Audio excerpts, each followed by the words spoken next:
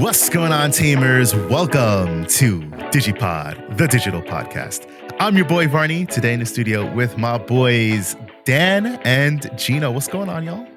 What's going on, fellas? What's up, everyone? Today we are here for the one and the only, what y'all already know, what y'all hopefully anticipate from us, the definitive BT16 beginning observer meta tier list. Now we're just going to jump straight into it. Can we state that the last, I think we've done 3 tier lists so far, right? Two. All right, 2 so far, my fault. This is the 3rd one. I think we've had the most accurate tier list out of everybody that does Digimon content.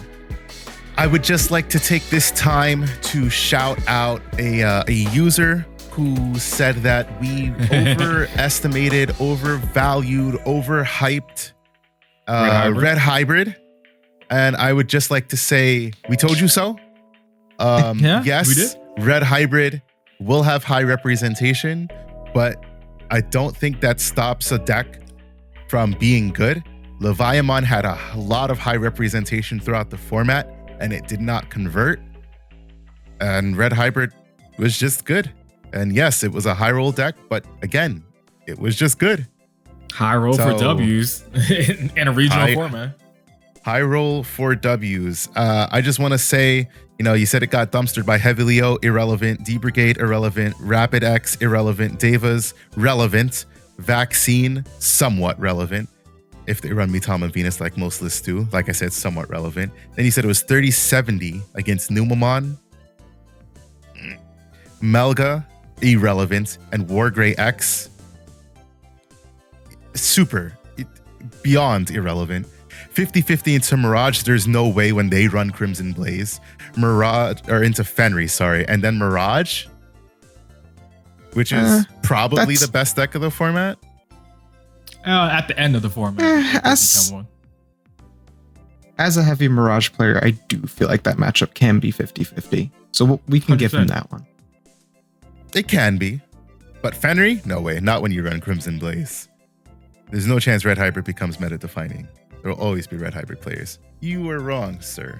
So thank you for watching. And I hope that you come on here with another good take for this episode of the tier list, which is definitive. I do believe I have the right to call our tier list at least somewhat definitive now. I'm just kidding. Only slightly. So we're just going to jump straight into it. These decks are ordered in no particular way. It's literally just whatever order they were put in on Tier Maker. And so it's as they come up. So the first deck that we'll talk about is Blue Flare. How do we feel about Blue Flare this format, boys? Not great. Pilot oriented. I think it's still a good deck in general because of what it could do. But I don't think we're going to see it top much or do anything too much. Maybe 1. Was it even 1 in this format? No. All right, casual. Never mind. That was my train of thinking. I'm like, it didn't even get a top last format, and we thought last format that it was going to be a good deck.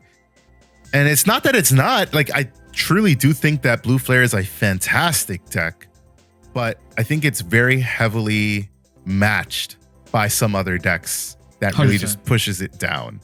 And it's really going to suffer in this meta because a lot of decks are building huge walls. Doesn't matter that your Metal Greymon is swinging twice. He's 8k.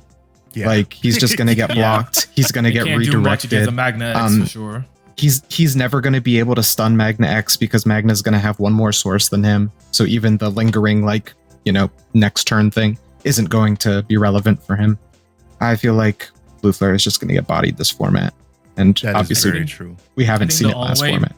Blue Flare does anything or even one top is if it goes the super aggro route where you're running the Greymon stuff so you can high roll people out of their out of their shoes. Turn 2 OTK. Yeah, I think that's the only way. But if not, I don't even think it does anything.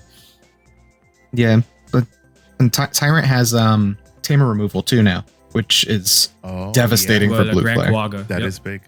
Yep. I do just want to take this quick moment to say, because I forgot to do it like right at the beginning, our tiers, we don't do tier 1, tier 1.5, etc. here. We like to define it differently. The reason that we define it differently is because you really can't look at everything through the lens of, oh, that's a tier 1, that's a tier 1.5 deck, because when you're considering a tier 1 deck, you have to think about how other decks match into that tier 1 deck. And what is the true king of the format? We already know what the deck is. It's Magna X in both of its forms, in Yellow Vaccine and in its own tribal deck.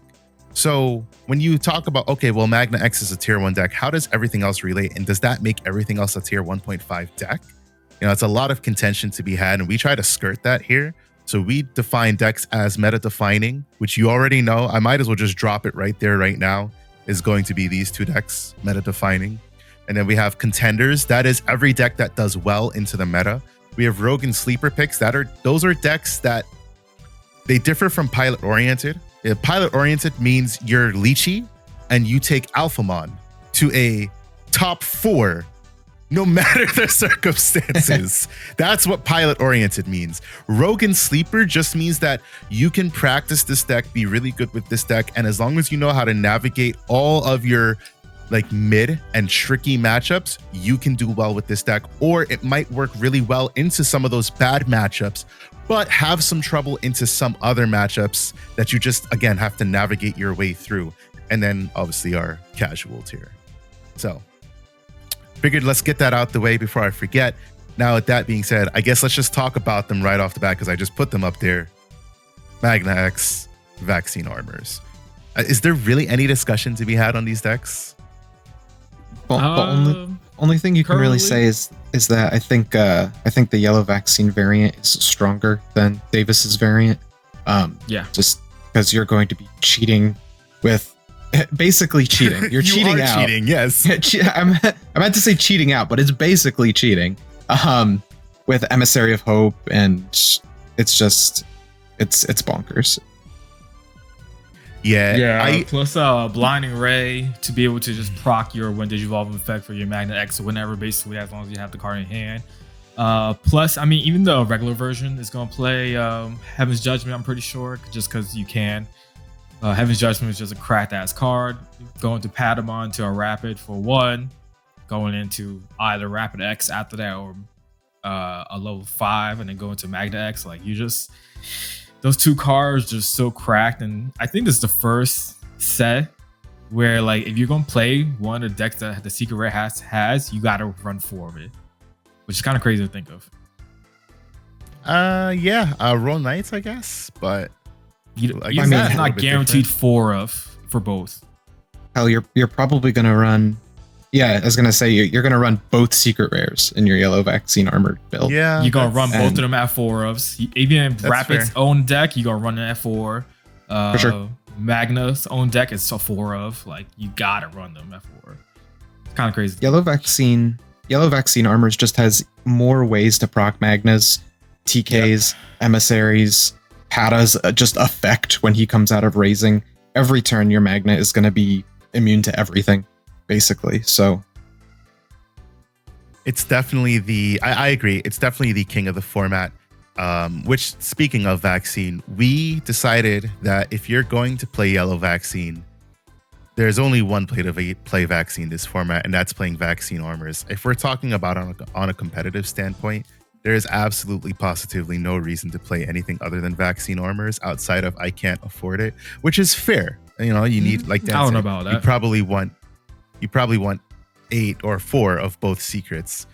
But playing anything else is just kind of rough because what are you going to do? Like, you can recover all you want against Magna X. That means you're just going to deck out faster because you can't get past that wall.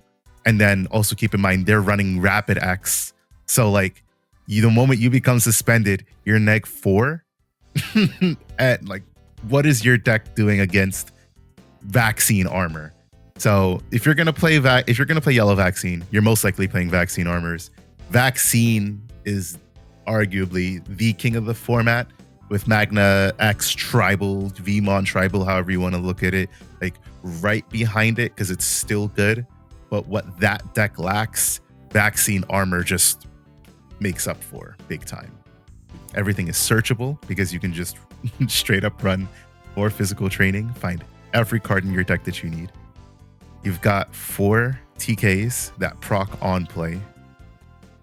You got Salamons. You've got Patamons. You've got, like Gino said, Emissary. You've got Awakening. There's just that deck is just, it just feels like it's overtuned. It feels like a One Piece deck. I'm not going to hold you. If any of you guys play One Piece, it feels like a One Piece deck. Like just Prime and Nell. It's kind of crazy. But that's those 2 decks. So big thing here, Sakuyamon. So I'll start. I'll talk about Sakuyamon. I'm just going to drop it here in casual for now. The reason Sakuyamon's even on this list to begin with is because Sakuyamon has access to this nice little card called Pause Plug-in P, which is a pause, promo man. that you get. Hey, yo, pause. It is a promo that you get for EX5, Animal Coliseum. The card reads, until the end of your opponent's turn, one of your opponent's Digimon get minus 6,000 DP, and that Digimon's when Digivolving effects don't activate. So, big things here. Yes, Magna X is unaffected by your opponent's effects, yada, yada, yada. When the turn passes, that protection wears off, these take effect. It does get neg 6,000, and it also cuts off the when Digivolving effects. So the entire idea is that you're able to use Pause plugin with the whole Sakuyamon engine that is capable of using options for free to shut down Magna X. The problem is, this is targeted. It's not global. It's not like Venusmon. So you need to use this card on a Magna X that's already out, or a stack that can turn into Magna X. I guess generally you would kind of run Sakuyamon with a Venusmon then, so that you could take advantage of that. But I don't know. Just thinking about it, like, it's cute. It makes sense. Do I think Sakuyamon's going to do much of anything? No. Will I be surprised if it does? Mildly surprised, yes. I think it's good enough a thought to warrant a spot in the casual tier on this list. But beyond that, I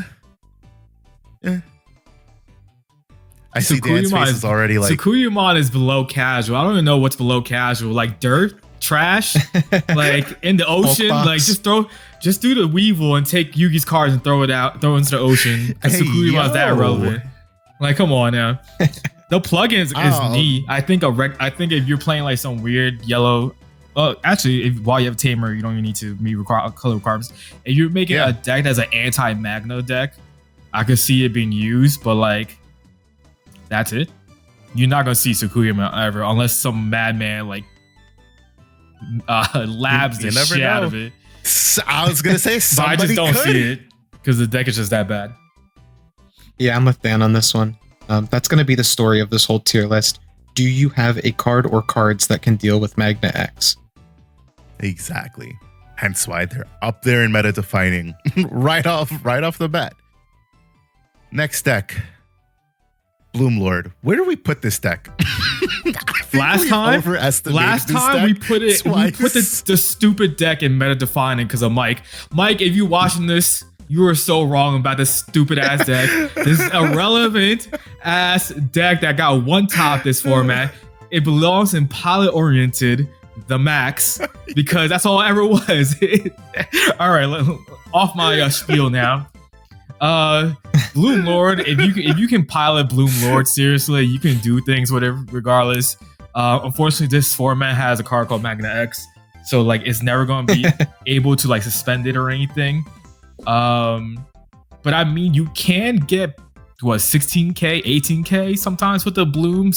Might be relevant. You can get sometimes. To 16 easily. Yeah, and Magna usually gets what 15. I think it is. Yeah, it's a plus 3k on the first one, so it's 15, and then if you proc it again, it's an 18k. Right. And you're not suspending him though. Right. I don't know. Maybe. And then there's also if you get perfect Zubicon, hands. So. Yeah, that is true. I just don't see it unless Hydramon, because like was it Hydramon's all turns? No, it's not all turns. It's end of turn to bottom deck, right? Well, so you have to it's the end of turn to bottom deck. It has to be perfect timing and hope they don't have like something to activate to make it immune to everything, and then it could just swing itself on suspense. So like I just don't see it like doing much. I mean, other matches it might be all right, but like Magna X, nah. I mean, I guess Quantumon helps, Quantumon helps. I guess but, how like, much does it help? Again, you have to quantum at the perfect time, and hopefully they didn't like activate it on their turn and don't attack like a dummy first. You know what I'm saying? Like you have to make sure things happen correctly for you to be all right, I think, with it. Yeah. Bloom is... I'm not saying Bloom is a bad deck. It's clearly not, but it's also clearly a pilot-oriented deck at this point. Like, we've spoken very highly about Bloom Lord multiple times, only for it to like blow up in our face because it never does anything. Like, nobody wants to play it, and the people who do that are committed, they just don't take it all the way, unfortunately. I think like it's I said, a there great was deck, one top, but I think it was, right? Like this format, it was the Palmon, the weird Palmon at version. least, Yeah. at least one, yeah. Another problem that it has is that all of its Digimon, until you get into 5s, are 3 cost. And Rapid X is just going to suspend your whole board and remove it. So Yeah, that's true. the other secret rare is also the problem. So I pilot oriented is still fine, but it's an uphill battle. It's an uphill battle for Bloom. I completely forgot about Rapid X, bro. That card's insane. Yeah, you're just gonna be like, I'll suspend, die. Yeah, we were just thinking But just I'm gonna straight like die. Magna. Forgot about the Rapid. Rapid is just as good for sure. Careful, there's another good card. Yeah. Yeah. This yeah. All right. Well, if I was thinking about Quantumon helping, this is a straight pilot oriented deck. Max, I wouldn't be mad if you put in casual, honestly. Some people would though. Casual. Casual for sure. I don't think Gino's our Dark Knight X player here. Having another Uko does help because now you can run the full 8 Uko lineup. Dark Knight can kind of be a rush down deck. You can play it rush down or more defensive, but I don't think it does anything. Again, Rapid X gives -4 to the whole board, so it pops your Dark Knight and then pops anything else that's coming out. Your D-Digivolve shenanigans will get nowhere on Magna X. I don't know. I think it's a casual deck, but it's better than Sukui. For what it's worth, the only positioning that matters really is up here in meta defining and contenders. So don't look it down here and be like, oh my goodness, they said Sukuimon's better than Dark Knight. No, it doesn't matter. A casual deck is a casual deck, and a pilot oriented deck is a pilot oriented deck for a reason. So the only thing that really matters is up here in meta defining and contenders. Jesmon GX. I think that's Jesmon as a deck. I think that's big rogue sleeper pick this format. Yeah, we were just talking about it pre-pod. That sounded weird. Pre-pod. And then you even think about it, it was like, oh yeah, you go Just X and just be able to swing over on suspended Digimon. That's a counter to Magna X. It doesn't do anything about being attacked over unsuspended. So Jesmon GX can get real big, real fast, combo off, swing over, get piercing, get everything you need for it, and then you tell your opponent, can you deal with this board? If they don't have a Dex, if they don't have, the instant counter to it, they're in a pretty bad position, honestly. And now GX can like play their turns more efficiently because of the BT13 support. So like they don't have to give you like all of like 7 memories, something like that. They can get it down to like 3 to 4, no problem. And it keeps them at a certain distance where it's not like too bad feeling.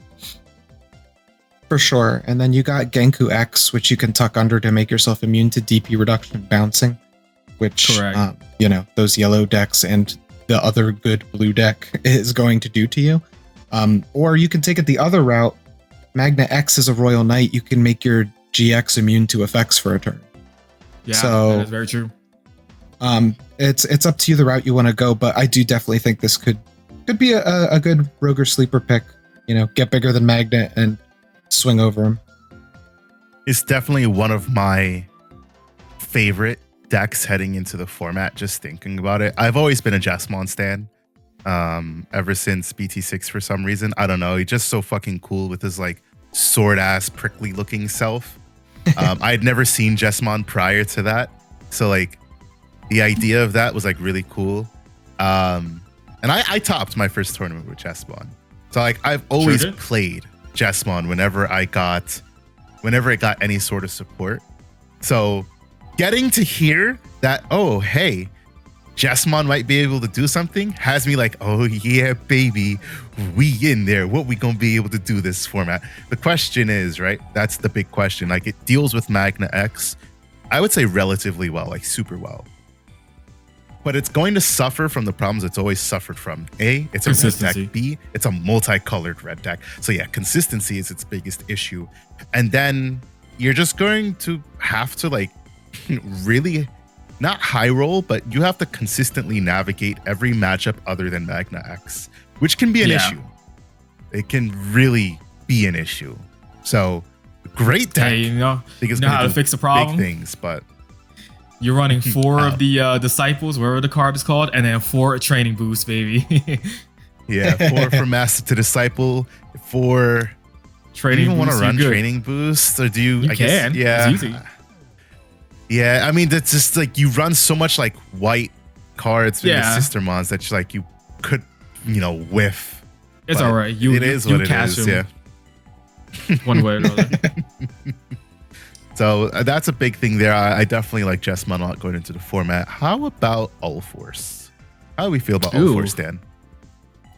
That's a tough one. Coming to find out, the starter deck Magna really helped the deck, so that was pretty cool. But besides that, Ulforce is such an OTK deck. It needs all the pieces. I will put it in pilot oriented just because it's always pilot oriented type of deck, I feel like. Again, I think it was like 1 or 2 tops to this format as well. The current format we're in, BT15. I feel like, I did see a couple. I know it definitely had like 1 or 2. Again, it struggles the what is it? What's the known thing? It's the worst. It's worse. It's the same thing as Mirage, except worse, right? So like, you could throw the Zudomons in, you can do everything you need, but if you don't steal the Marinas, feels bad. That's usually what the issue is for the deck. Zudomon is going to be a great card in this format because 100%. You can strip the armor. Yes. Excuse me. You can strip the armor form off of Magna X, and then he doesn't get his effects. But until you get to that point, what is Ulforce doing to Magna X? What is he doing to Tyrant? Tyrant especially. Yeah. Tyrant. Because Tyrant's what, like 21k? You're going to make him 20k. Enormous. Unkillable machine for 2 turns, basically. Yours and your opponents. You swing, it redirects, and then you're just like, all right, evade, I guess. Yeah, and then you just stop your plays. Like at least Mirage can unsuspend. Well, Mirage is worse because Mirage can't evade because you can stop it from. No, you can stop it from being redirected. That's the thing. Why? By the BT13 thing? Or BT13, BT13 mod. But I don't think that's a like a one Digimon. That's only on him, right? It's not. You can't do it. No, so it's attacking and it's for the turn. Right, but it's for the level 5, not for level 6. It doesn't carry over, I believe. Yes, it does. It's for the turn. So when attacking, if your opponent has 8 or more cards in their hand for the turn, this Digimon's attack target can't be switched. So you can take that early jamming swing, because we do have a Gaogamon that gives jamming. So you take an early jamming swing with this, you go into Mirage, bounce something to hand, because Mirage is capable of doing that. And then you gain back enough memory to keep turn. You get the unsuspend from the all turns, and then you can burst. Yep. And then you're unblockable and unredirectable. I think a lot of people down. I guess let's just talk about Mirage then. It's actually next on the list. So go fucking figure. It's next on the list. A lot of people are like, oh, Mirage isn't going to be as good going into the format, yada, yada, yada. Mirage is the king of blue, let me tell you. There is no blue deck right now better than Mirage, because it is extremely versatile. Adrian was just mentioning this the other day. It's a deck that is literally just, it's blue good stuff. It just so happens to be an archetype, but like, it's just blue good stuff. Zudomon, Gomamon, the new Gaogamon, you still got Betamon that you can play. You have your choice of rookies. You have your choice of ultimates at this point, because you've got the BT13 that gains you, BT11 that gains you DP. You got BT13 that can't be redirected. You've got your restricted one of that's weird AF to be restricted. And then there's just Mirage and Burst Mode that do their shenanigans. Part of me wants to put this deck in meta defining as well. I feel like it doesn't drop out of meta defining personally. I don't know. Thoughts? They gotta change. I guess they're gonna have to change the low 5 lineup if that's the case, and they're gonna run more of that BT13 one. Now, will they? I don't know, because some people are stubborn when it comes to their deck building. We've seen Mike be very stubborn. Let me stop. So we'll see. I mean, Not if they do Mirage that, players.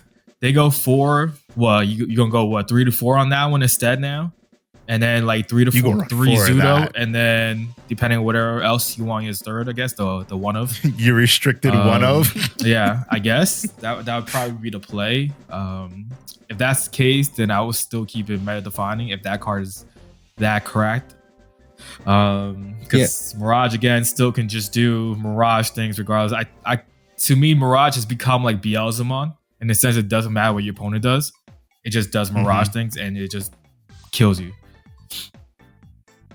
Gino, as our resident Mirage player, what do you think? Yeah, so Mirage basically gets 2 new cards in this set because it gets the new level 4. But also you swap out that to that BT13 Makagao, so you can't be redirected. And you probably are going to go back to running the Goma engine if you ever dropped it out, because if Magna is not invincible that turn, you're stripping that armor form right out. So Gomamon and Zudomon, like I said earlier, are just going to be really great in this meta for dealing with Magna if they dare to leave him affected for a turn.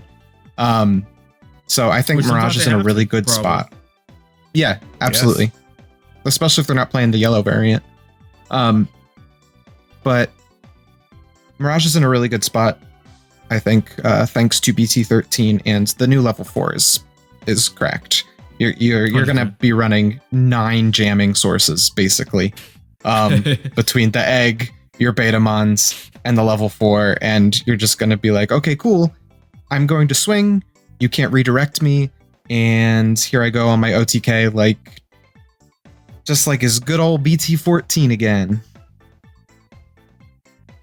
Yeah, I personally think this is still a meta-defining deck. It's just it's so powerful. Like there's nothing bad with it, and it has its worst matchup is Setcon. Which, speaking of Setcon isn't on the list. But the reason I didn't even bother thinking of putting Setcon on the list is because you're gonna get mollywalked by Magnamon, in my opinion. That they're just gonna find every way possible to say, all right, cool, protection, and then you're just gonna be like, oh, okay then. Or they can't play, or they incorporate Magna X into their own deck. Or, we've seen Pete do it with his list, a Suedo Setcon armor vaccine list, right? But as far as Mirage is concerned, your worst matchup in Setcon, and probably Gino said like your other worst matchup in Red Hybrid, have worse matchups into the 2 other meta-defining decks, which means what changes? You're still a meta-defining deck, in my opinion. I agree. Speaking of Emperor Grey, Red Hybrid. Now I will say that Red Hybrid is not a meta-defining deck, because Red Hybrid is about to get fucking walled by Magna X. You're about 100%. To be like, ha ha ha, Emperor Grey, I am 20k and 4 checks, yada yada yada, and you're just like, all right, cool. Block, Armor Purge, still unaffected. Yeah, exactly. Tyrant 2 is just going to wall your ass out. Yep. I was going to say, it's basically like what Magna X is to Red Hybrid now is a speed run version of Machine Jabon. Yeah, exactly. Like we all know, is like if you're able to get the setup for the Machine Jabon, Red Hybrid 90% of the time is not winning that unless you obviously beat them prior to that happen, which is very easy for them to do, but because Magna is so fast and so easy to come out, that it's just like, all right, can't do anything. Hopefully, Yeah, I will wait a turn and they don't keep the protection. Psych, they will. Yeah, Magna and Tyrant are going to be your worst matchups, and they're going to be everywhere. So it's just going to drive red hybrid stocks down, I think. And again, Tyrant has Tamer removal. And another big thing with both of those decks, well, when I talk about Magna, I'm mainly going to be talking about Vaccine Armor because it's the stronger of the two. They both have access to disgusting aces.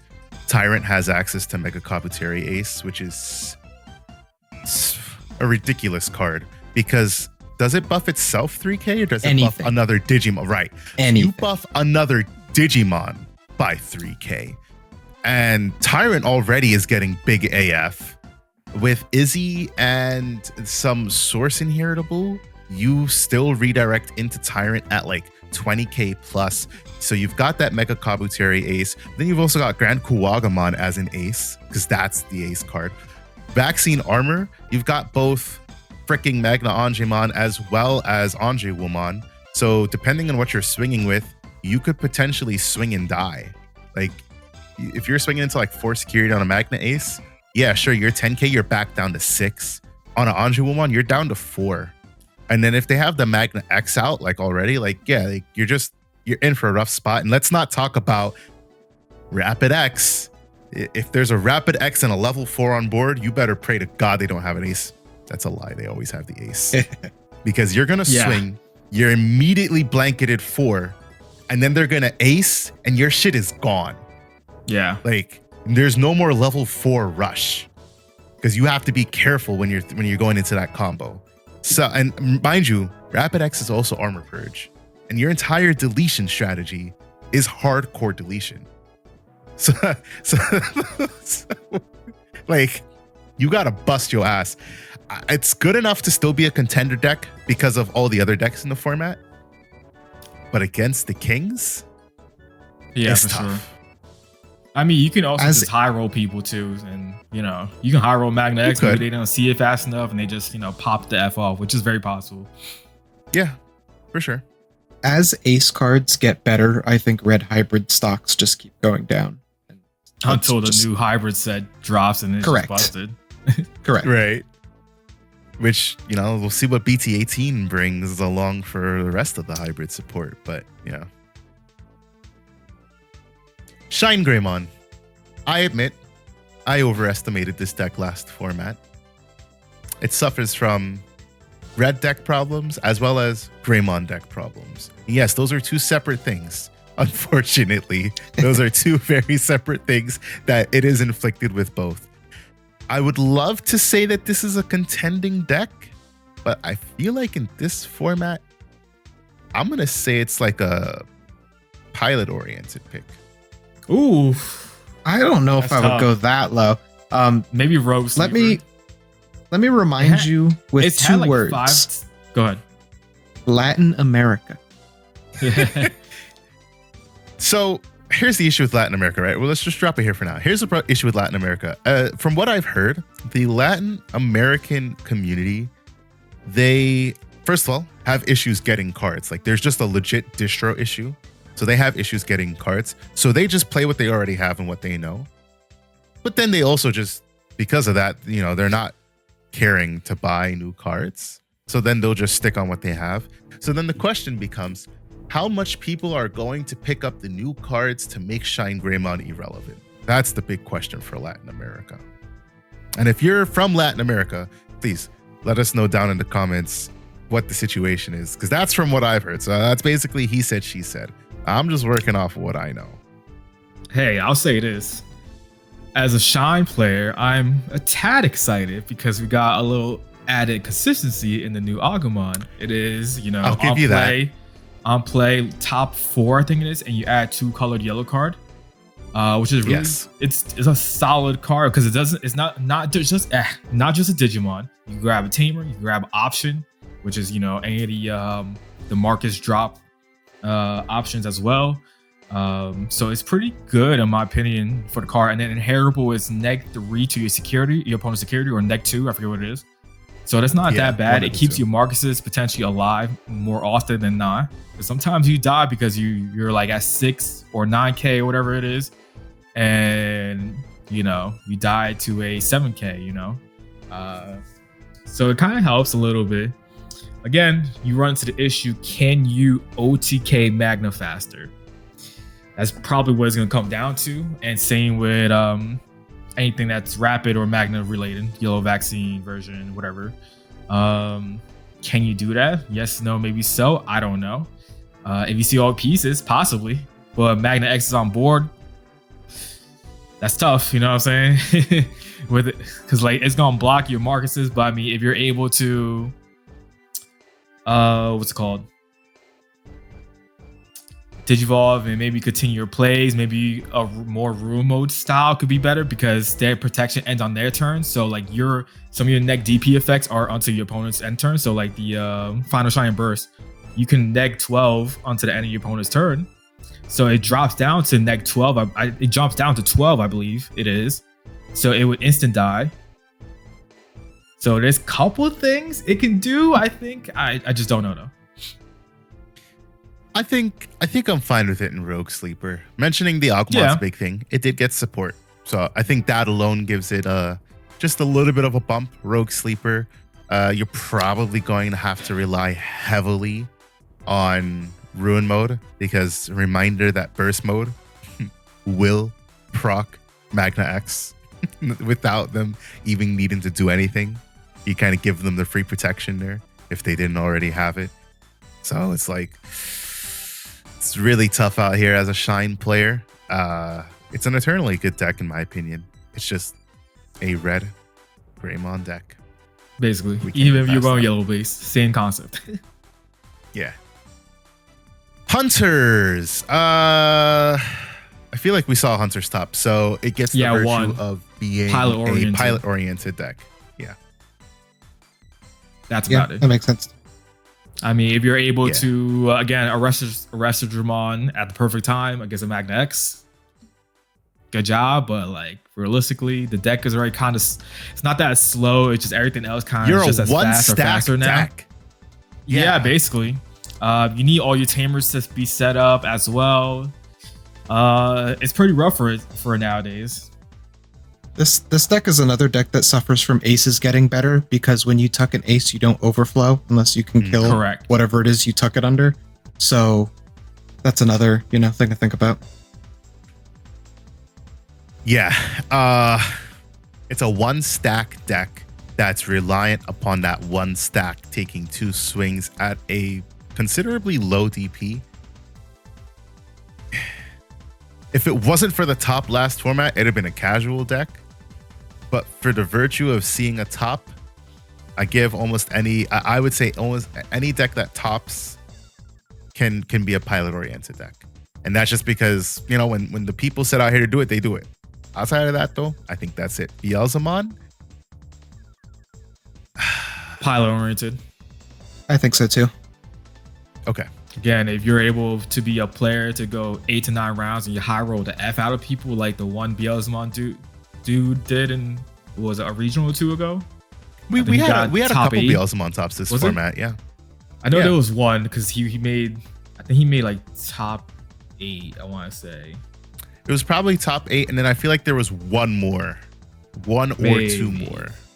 You had to be like Burrito, who's a hardcore Beelzemon player and know all your matches and know how to do things. Good thing is that it has a lot of deletion stuff, so maybe you can always have a Death Slinger in hand or rivals in hand just in case for those Digimon. But again, it's kind of rough. I'm not sure. That's why I say pilot oriented. If you're able to high roll the F out of people, you're a god.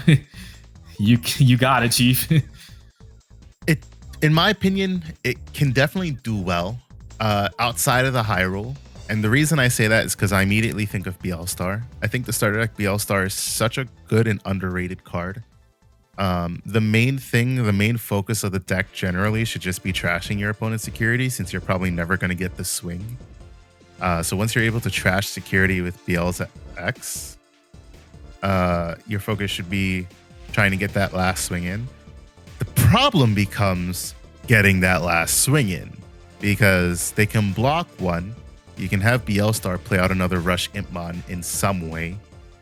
But then, you know, do they have another answer for that? And, you know, now that Gino's put it in my mind, this is all I'm thinking about. Your Warp Impmon play is dead because of Rapid X. The moment you become suspended, you lose DP. And for those of you who are unaware, the way that DP works in this game is extremely, it's extremely busted. It's not like, what's it called? One Piece, where you can go negative. And it's not like, oh, well, like I hit 0, but then I raised myself. No. The moment you hit 0 DP, you trigger a rules processing checkpoint. Now, it may not trigger immediately. So yes, you might get to Digivolve because you get to resolve all of your effects. As a matter of fact, no, I take that back. Because you don't even get to proc that. You suspend and that effect comes into play. You don't even get that effect. So I take that back. No, you become suspended and you're just dead. Your attack is done. Like that affects so many decks. It is not just Beelzemon. It affects so many decks that you die before you get some of those effects to proc. So that's a really big thing to consider. I'd agree. I think Beelstar can help a lot, but it really just depends on like what you're able to do as a tech, especially up against the likes of Rapid X and Vaccine Armor. Royal Knights. This is a big question mark for me. I'm not sure. You can talk about it. That was your deck one time. Yeah, but like, all right. I guess. Go ahead, Gino. Go ahead. It just here's my. I'll give you a few thoughts and then you can expand on it because you're the Royal Knights player, not me. With purple on a decline, people aren't playing reduced play cost floodgates anymore, and that's going to be a huge boon for Royal Knights. I think Royal Knights is still a good deck. It loses the stuff that goes way faster than it, so it's gonna suffer to Mirage and Nume, for example. But I don't know, man. I feel like it can still do stuff. I don't know if it's a contender, but I feel like it might be a good rogue or sleeper pick. It's topped a couple times our current format, so I don't know. Take it away, twice. Barney. So yeah, you said twice in one tournament. So you just said the two decks that I forgot about, or mainly the deck that I forgot about, Numemon. Yeah, this deck has always had a problem against decks that are faster than it, i.e. Red Hybrid, also because Red Hybrid had deletion. And it also just, Numemon's about to run 8 Ukomons potentially. You're not gonna lose to Numemon. You're gonna lose to Ukomon. So for that and that alone, I'll put it in Rogue and Sleeper. I can see it doing well because you're not giving Magna anything really. Sure, like the biggest thing is Magna's going to be able to wipe your board with relative ease, because there are people who don't think, shout out to our Discord because y'all are swear this shit, there are people who don't think Heaven's Judgment needs to be hit, and I just, I don't see how a 3-color card that negs 24k across the board isn't an issue on just the basis of having one Digimon out. So against the likes of Royal Knight here, right, the only things that are 13k plus are your Craniumon, your Omnimon, your Gallantmon, and Kentorusmon if you play that. I guess also Examon if you play that. Realistically, 3 of your cards are 13k plus, and you're not playing Omnimon just to play an Omnimon. You're probably not playing a Gallantmon just to play a Gallantmon. So you're only playing Craniumon, which isn't affected by your opponent's option. No, it isn't affected by your opponent's Digimon effects, I believe. So the big thing there is that Heaven's Judgment is going to wipe out 2 of your bodies with extreme ease. You drop a Leopardmon into a Magnamon or a Leopardmon into some other shit, and then your opponent's just going to be like, Heaven's Judgment, and then you just lost 2 Megas. And that's first of all, that's my problem with Heaven's Judgment, but then that's also just the issue. If they don't, cool. You get to save 2 bodies and they get tucked under your Gigi. And then you can assemble your Royal Knight's turn where you spit out 6 to 7 bodies, and you say deal with 6 to 7 raw knights smacking you up. But in my opinion, Heaven's Judgment is the problem card. And it's not just, what's it called? Magna X. Numamon can also play that card. And then Numamon also has access to Valkyrie Monies, which is going to do a blanket minus 5k. And then it's going to make Monze X and Heaven's Judgment easier to wipe shit off the board. Now that I'm talking about all that shit, I'm putting Raw Knights in pilot oriented. Stocks keep going down. That's what I was going to say. For me personally, I would have said pilot oriented. I just think that everything the main decks are kind of too fast. I think you have to be, I don't know, kind of lucky as well. You got not as lucky as Beelzemon, but like roll. You got high roll people with the combos you need, the setup you need and stuff. Kind of rough. I would say though, because people are running the ST Magnamon is such a go-to card. It could be a security bomb for them, and it could be super cheap play Digimon for them early on. That kind of matters, I think, but I don't know about. I'm all right. Let me play this. I'm not 100% sure because I didn't get a chance to fully play it, even though I wanted to play the deck because I love the Royal Knights, but I just don't see it to be a rogue contender. I don't think it's a casual deck, so I think it has to be pilot oriented. I agree with that assessment. I think in the right hands with the right matchups on the right day where the stars and the moon it's align. One of those things like God has to be with him on that day or something. Like you can do it, just everything needs to align. So I pilot oriented. I talked myself out of that shit real quick. Now Alphamon, pilot oriented 100% for sure. I said this the last time. If it's not Lychee running in this deck, it's never going to top. Now, hear me out. Rogue sleeper pick. And why? Here's why. Number one, it has new support. You have new Doru. Oh, that's true. I forgot about that. And you have a Doru Gray. That Dorumon is really good. The Dorumon. I'm not gonna lie, I forgot about that. Yeah. Dorumon tucks your Kosuke, and you can't leave the battle area other than by deletion. Your Doru Gray protects you from DP reduction. In this meta, that's very good, right? But here's the actual reason why. BT16 Alphamon says can't be removed. for its when digivolving, you by placing the card yada yada yada, all your opponent's play cost 10 or higher can't attack players until the end of their turn. If you don't suspend Alphamon, they can't declare an attack. And that's a global effect. Wait, all your opponent's play cost 10 or higher Digimon. All right, so what it means is that they're going to have to proc protection on Magnex by themselves. They're going to have to do the TK, the Patamon, the Blinding Ray, but they're not just going to be able to swing. Not that they generally might want to, but they're not going to get it for free. It also prevents Rapid X from swinging. I think this Alphamon, BT16 Alphamon, is really good. It also kind of works into Numamon. Obviously, you can play Congo as well in the deck. So I think it's just a good pick into Numamon regardless. But new support, and it's already been like a really good rogue sleeper, pilot oriented pick. But with getting the new pieces, I would like to say it's potentially a contender deck. Yeah, I forgot about the new support. I'm not gonna lie. Wait, do we have Dorogoromon on here? Yes, we have Dorogoro. Oh, okay, never mind. All right, we'll talk about that later then.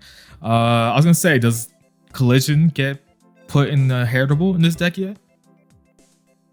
No, I don't believe you have it as an inheritable, but it's only on Dora Gray and Dorogoro, right? Yeah, it's on Dorogoro. Yeah, and it doesn't let you separate. when you do Collision, it doesn't let you Digivolve into Alphamon. It's only Beast Dragon, Undead, or SOC. Right, that's what I was just wondering. That's a thing. But you do still have, a new Dorumon and a Dorugamon. Yeah. I mean, unless you throw in Dorogoro in Alphamon for that matchup, I don't know. But then you get real heavy with those sixes because you need Oryukins as well. I mean, you could. I don't know. There's a lot to be said. I just think I feel like because the deck has native access to DP protection, it's just a really good pick. I think it's a contender pick for that. You've got 5 sources of DP protection against the DP reducing meta. And then Alphamon is a strong boss monster. Oryukin is freaking Oryukin. Like, if they don't proc protection because they can't attack and they don't have cards to proc their own protection, you just Oryukin they ass next turn. Sure, Armor Purge doesn't stop you from rewinding the clocks of time and trying to do that same stupid ass shenanigans all over again. I could be wrong, I really could be, but me personally, I think Alphamon's a contender deck. Whoa, now you went too far. I don't know about that. I think that's what I was advocating for. No, that's what I was advocating for. I know you were the whole time. My fault. I thought you were advocating for the Rogue Sleeper spot because I said Pilot Orient. I was, but I did mention I think it's a contender deck. No. We're gonna keep I don't think so. I think it's too slow, man. I think Numa walks all over it. I think Mirage says, "Go ahead, proc that Numa Yuji." Mirage is still around regardless. Like, Dorumon protects against Mirage. It doesn't protect against you drawing cards. He said, "Draw cards, bet." Oh, you put Yuji down? Didn't you realize I was playing Mirage? Oh, I hit Yuji in security? That's rough for you, buddy. Got a point. You got a point. I can't refute that one. I like your ideas. I like where you're coming from. I don't know though. I feel like it might be too slow. I don't think it's a contender, but I do think it's a decent Rogue Sleeper pick. I think it could do something in the right hands, which makes me think pilot oriented, but only Lychee. Let's meet in the middle. Yuji, I mean, I assume that's why Lychee didn't run Yuji, because he didn't want one popping out of security against a fucking Mirage matchup. But regardless of that, 4 Cool Boy means you're drawing a lot. So, I'm good with Rogue Sleeper. We'll see if anybody proves me wrong, but I'm good with Rogue Sleeper. I hope they do. I think Alphamon's a cool deck. Yeah, for sure. Dan hates it, but... It's a deck that sucks to play against, but it's very fun to play. All right. Belphamon. Dan, take us away. Where's Belphamon? Ooh, Belphamon. We got 8 Ukos now for this deck. Oh, baby. We can put it in Rogue Sleeper pick. You can just... We're seeing in the last half of BT16, Belphamon decks popping up. It was running 4 analog U's, 4 Ukos, a lot more searching draw than it did previously just because the deck wasn't as relevant. So people were adjusting for it, right? Uko made it super fast.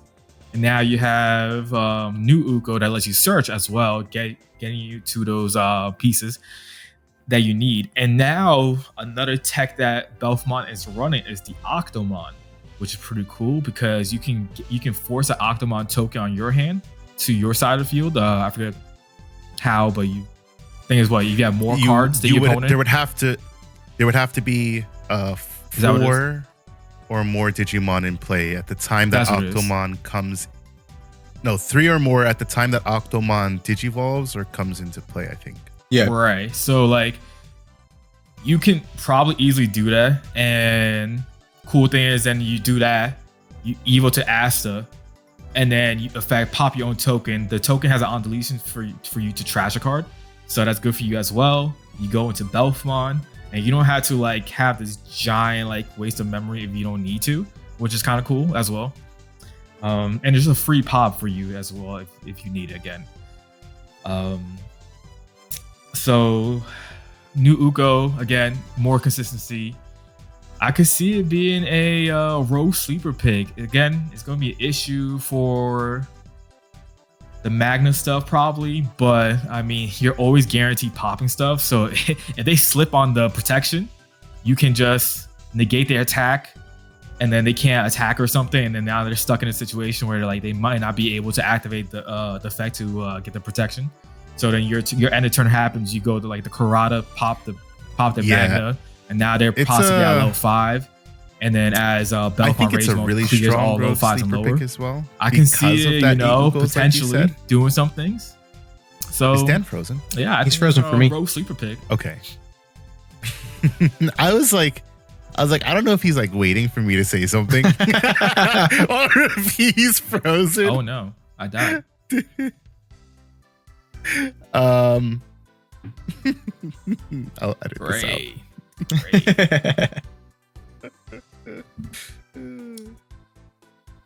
I died. I'm back.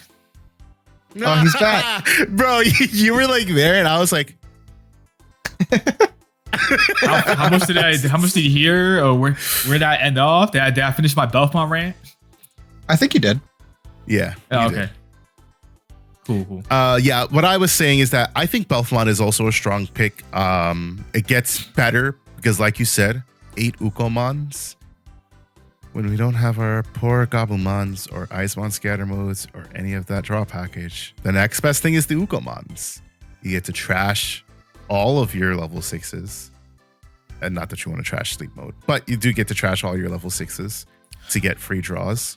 And then you run the Gizmon package still because, that's the way you're going to facilitate the Belfamon plays. And then it's still a 17k hard-hitting motherfucker, It also does get rid of any level 4s that stand in your opponent, in your way. Because, all right, cool, Armor Purge. No ace threats for you. The only biggest problem, there is Magna X. Rapidmon X could be an issue, but, you just play 4 Akihiro. Call it a day.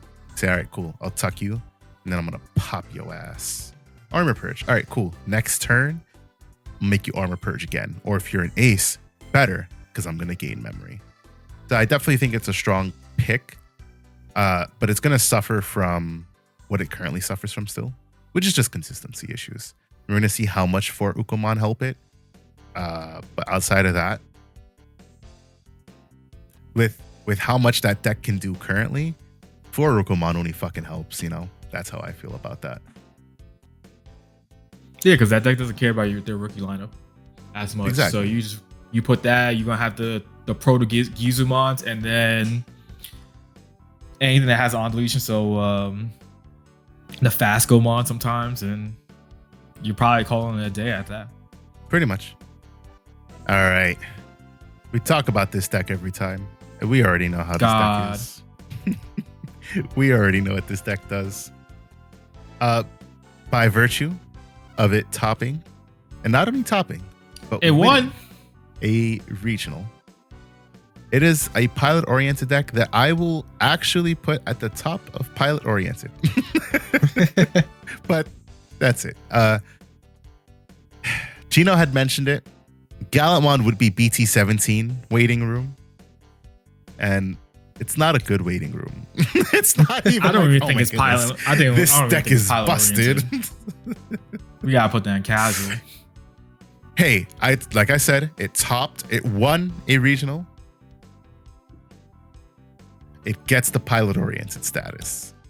Because it won a regional, it gets to go to the top of pilot-oriented. Oh my god! I guess, yeah. But that's it. Because Gallantmon is forever Gallantmon, and you're gonna get absolutely cakewalked. Unless you encounter a Magna X with no protection. Then you're winning. But did you see your pieces? No? Maybe you should stay in raising. Like, that's what Gallantmon is like. There's just like there's no comeback. It's like, oh, I dealt with your stack. Fuck. Now I gotta build up another one. I can drop BT13 Gallant. I can pop your 13k or more. But you're protected. Like, yeah. It's just like Yeah, I don't know. pilot oriented at best. Yeah, at best, and it's only there by virtue of what it's done this previous format. Sure. Because otherwise, Gallantmon is a casual ass deck right next to its buddy Screamon. Unfortunately. For sure. Now, here's the big one. Meta defining, baby. For sure. Meta defining still? All right. 100%. Absolutely. I think it's better gets than so Mirage. much better. You think it's better than Mirage? I do think it's better than Mirage, especially with Valkyriemon. Fair Yeah, point. the beauty of Numon is the toolboxiness that this deck can be. You got your cheap ass low fours, obviously. You can do wherever the F you want at your rookies. So you're gonna play the 8 Ukos, which means that's more consistency, more draw power, more everything for you. You're going to do, again, whatever you feel like and the top ends. Great thing about the deck is you can run the Venusmon, plus you can run the Valkyremon. Venusmon is a nice little counter against Magna. This deck also, you're able to just, play free level 6s with the Platinum Numon, with Numa X, right? And then you can just run whatever level 7s you want as well. If you want, you can play Chaosmon and get like that, like, I guess, high rolly aggro play off if you want. And then, partition, drop out two Platinumons, most likely. Gain 4 memory. Yeah, right. You could do that. Valkyremon is so great. You can also run Rapid X in the deck as well. And Rapid X just feels kind of crazy in that deck too, I'm sure.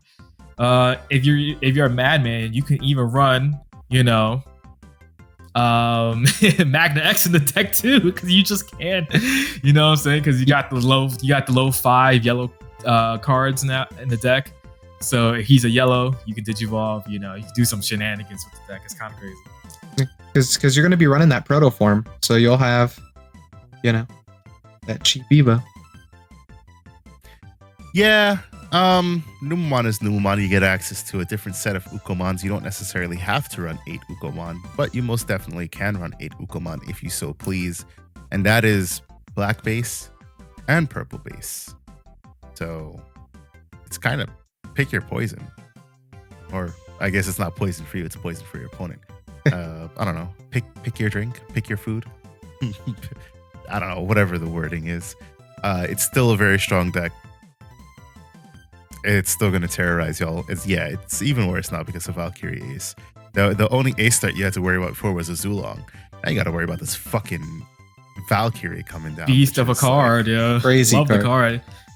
Ruin mode at level 6. I'm pretty sure the way it works, right? You can go, let's say you ace play, you gain the effect, the second attack +1 carries over, and then you activate it on your turn, and the second attack +1 happens again. So you I believe so, yes. Yep. Because it says until the end of your next turn, or the end of your turn, or something like that. So it's like on your opponent's turn. Yeah. It carries over, you do it again, and now you're swinging 3 checks with a Valkyremon. Imagine a deck like Numemon, who's a pretty aggro deck. You just add more aggression and control. Woof. It's kind of crazy. And then you swing your 3 checks with Valkyremon and it dies. You just shit out a Platinum Numemon, and now you're only overflowing 2 practically. Yeah, for sure. And then you're chilling while another 6 still on board. Valid point. Yeah. Yep. Oof. That's a valid ass point. Ooh, baby. Yeah, I mean, it's pretty much where I thought the deck was going to be last format. I thought it needed like the Valkyremon and stuff to be meta defining, but as it turns out, I was wrong. So yeah, it doesn't change, not at all. All right. D Brigade Digipolice. This one's tough. You get new pieces, but Magna X is a fucking wall. It didn't do anything last format. I don't think it's going to do anything this format either because of Rapid X. And yeah, exactly. I don't think it's going to do anything this format. And so, because Gino said Rapid X. Damn. It's a great deck, but you're a swarm deck, and your shit is 1K, 3K max. The moment that Rapid X comes down, you are like big time. You have protections, but you don't have protections against DP reduction. You have DP buffing. It's only giving 1,000 DP to every Digimon. Chaosmon is a card. It doesn't really synergize with the deck that well. There's a new Darkdramon. Also doesn't synergize with the deck that well. I love this deck, all right? Like, don't get me wrong. Like, I love this deck. But I know. I know where I'm at next format with it. It's a fun locals deck. Lucky it's not in casual. Damn. Shots fired, D Brigade. Nah, I don't think it's that bad. Wait, let me ask this question. Was there any D Brigade tops this format? No. Not a 1. It's worse than Gallantmon. I digress. Move on. Unfortunately, it's just it. I'm honest, guys. Like I'm just straight up.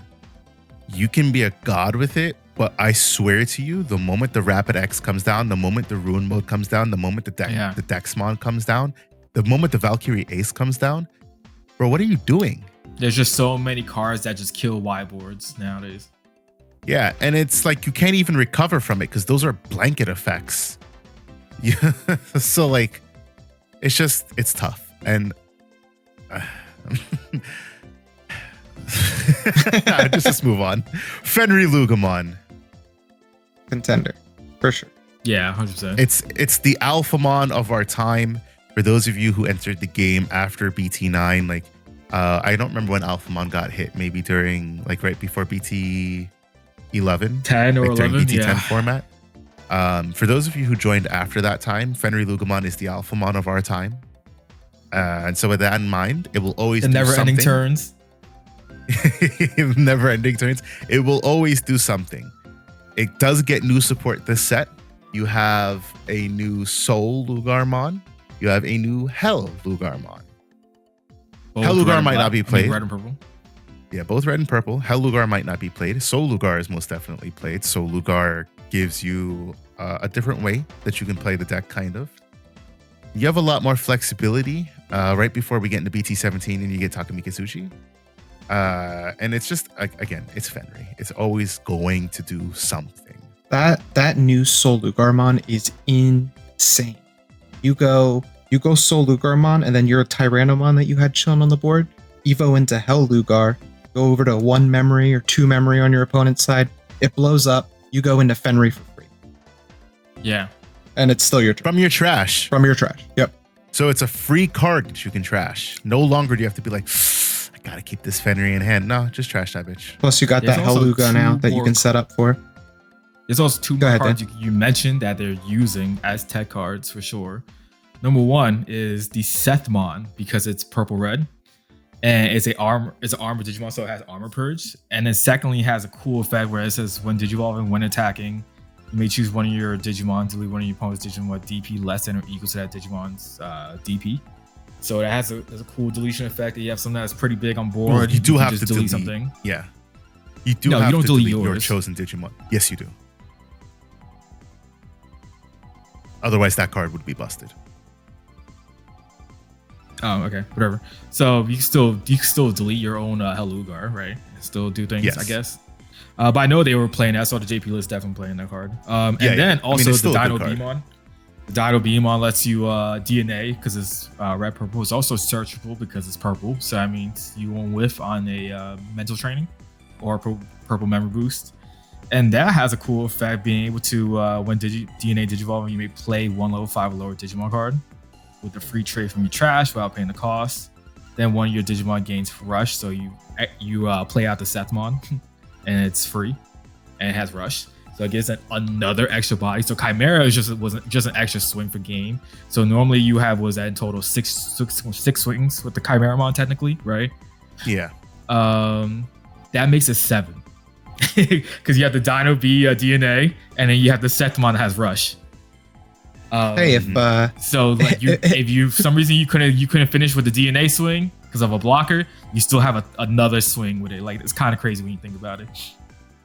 go ahead and tuck the Black Automon that swung earlier under it, and then when you partition that bad boy out. Right, exactly. For some reason you couldn't end game, right? It's a good thing that you can't proc calling on it, because procking calling on that black autoplay would be absolutely disgusting. But like, if you hit an option in security and your opponent's like, we don't want to delete partition, Yeah. which, speaking of partition, as an inherited, is also just really good. Like, I always hated Chimera because you only ever really wanted to use it going for game. But Dino B lets you be aggressive while also letting you be like, all right, cool, I didn't necessarily see what I wanted to see, but at least I can DNA. I go into a Fenry, and I have partition. So So if my opponent deals with this stack, I at least get partition, which is really nice. That partition is just generic and just it requires you to have both cards in source. If you only have one, you don't get the partition, which makes sense because how the fuck are you going to partition from one level 4? Yeah, but it's really good. It's Fenrir's it's going to be just as much of a menace of a deck. War Greymon. It topped. So pilot a couple times. I think it was a couple times it topped. Was it a couple times? Okay, a couple. So. I will still say Rogue Sleeper pick because Lovely War Greymon has a beautiful effect called Raid. You could just raid over your opponent's Magna X's with no problem.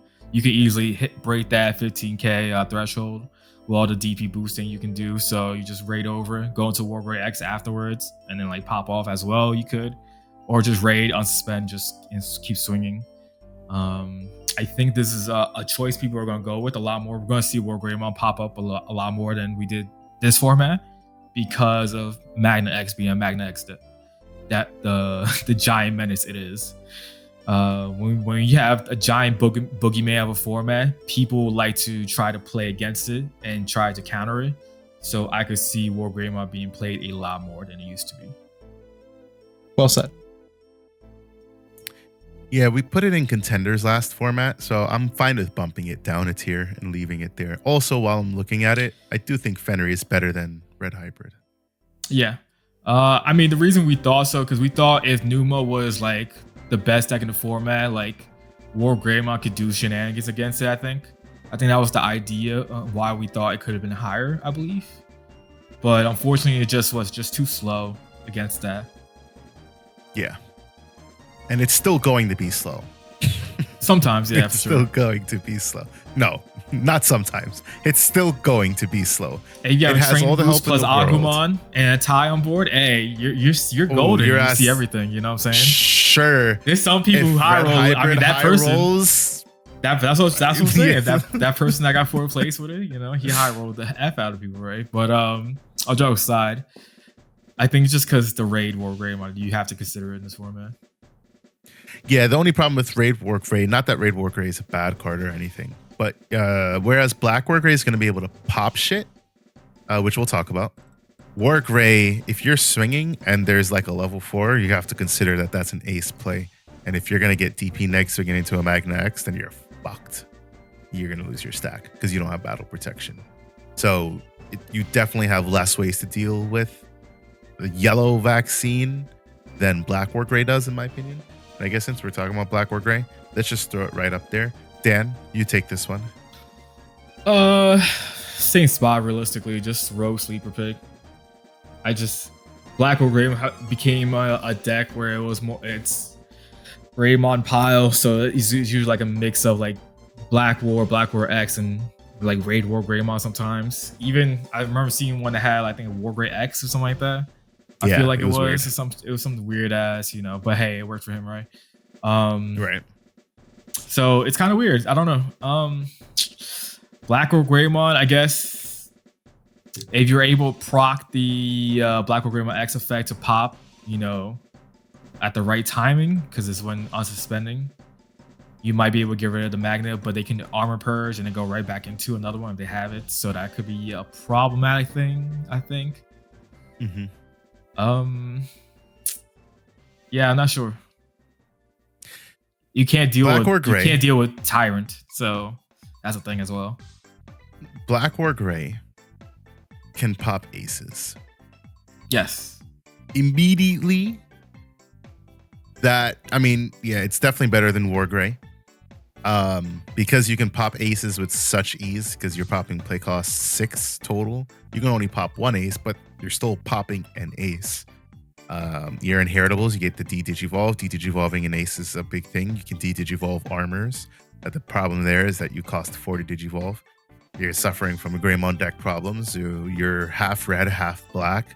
Nothing searches the deck pieces that you need. You want your black ties fully, but you want your red Greymon X's. Yeah. Please, Bandai, give us Gray X back, please. We're begging you out here as Greymon players. Just give it to us. It won't change where the deck will be on the tier list. I honestly believe it at this point in the game, Greymon X can come back to 4. Honestly, I look, we do got agree people with Emissary going to level 6s for 1. Let's keep our 1-cost Metal Greymon. Come on, Bandai. It ain't that bad anymore. Everybody got training boosts. Fine with it. Yeah, and especially because like the protection, like I know people complain it's about worse. the protection. It's worse technically. The protection was never the reason you wanted to play that card, and yeah, the protection is way worse. You have to bottom deck an X antibody. It's a one-time you have to use. play 3 to 4 of them. Yeah. But that cost reduction helps speed the deck up, and it's searchable. So you could go full send and play black base. Yep. It's just a really tough world to be in as a Greymon player. And you can do it. I'm not saying you can't. You have a better chance of black or gray than the other ones, but you're going to work for your win. That's all I'm going to say. How much you want to work for your win today? Yeah.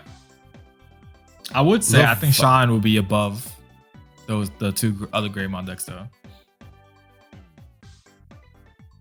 Shine can just OTK the F out of people way better than the others can. I'll give you it on the basis of OTK. I'll give you it on the basis of OTK. Leviamon is a casual. Yeesh. Let me stop. This would let's see. All right, let's think about the factors. Right, we previously had this deck in contenders. We had it towards the bottom end of contenders. During the first half of the format, this deck was the top of meta defining, and it very quickly fell off. And we barely saw Leviamon top since. I don't think we seen a Leviamon top in the last Yeah, it was like 1 or 2. It wasn't much, month? but we saw like a couple.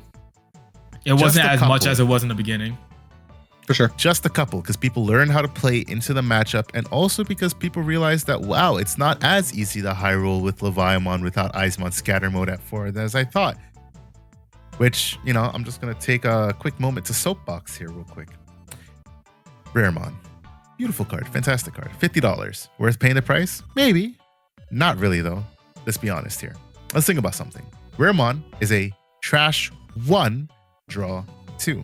Both on play and when digivolving, super nice. Cost 3 to digivolve, 4 to play.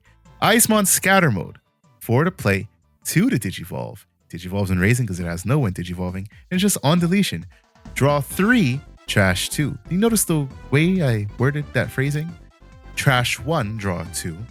Draw 3, trash 2. That's 2 completely different things. One is, what do they call it in other card games? One is, I guess like replacing. The other one is filtering. The one that's filtering is the draw 3, trash 2. The one that's replacing is the trash 1, draw 2. So, somebody made this boneheaded comment, and yes, I'm calling it boneheaded. And if I remember who it was, I would have called out a name, but I don't remember the name. Somebody made a boneheaded comment and was like, people don't understand that when digivolving and on play is better than an on deletion. Yes, well, on the flip side, people don't understand that a draw 3, trash 2 is better than a trash 1, draw 2, especially considering that no card in purple does anything more at the moment than Raremon.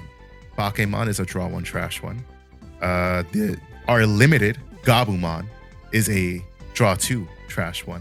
Demimeramon is a draw 1, trash 1. The BT16 Demimera is trash a level 5 or higher to draw 2. Right. So realistically speaking, what Eismon provided to purple decks was really good filtering. It's what made a lot of purple decks work. Draw 3, trash 2 is better than trash 1, draw 2. Yes, on play when digivolving is better, but is it better than draw 3, trash 2? I'll take my Eismon with a Gabumon inheritable and BT15 Meramon all day, every day. Like that. You'll take Eismon with jamming even. Yeah. What is that? Draw 3, trash 2. So it was a 5, 3, and then the other would be 7. It would be a draw 4. 6, trash 5. No. Or with the new Demimera, a draw the new one. 7. Draw 7. Trash 5. Yep. Yeah. Like That's crazy when you think about it there, right? Compared to just the one Digivolving. And we're not even counting, let's say Gabumon Evo and Eismon Scatter Mode Evo. Like, you could do that all in the same... No, you can't do it all at the same time.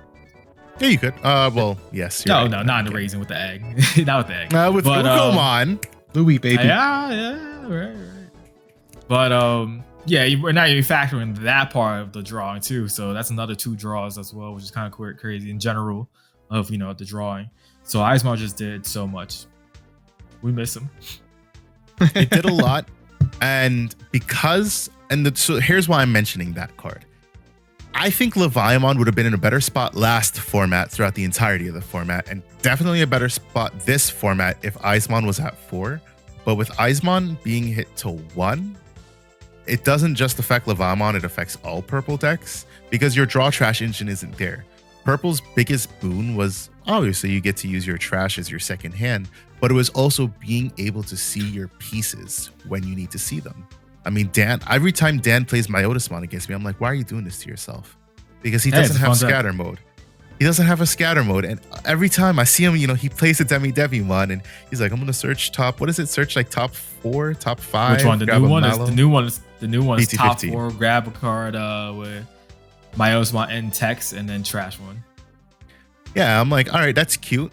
What's the follow-up? And he's just like, Bakemon. Bakemon is the follow-up. I'm so sorry for your loss.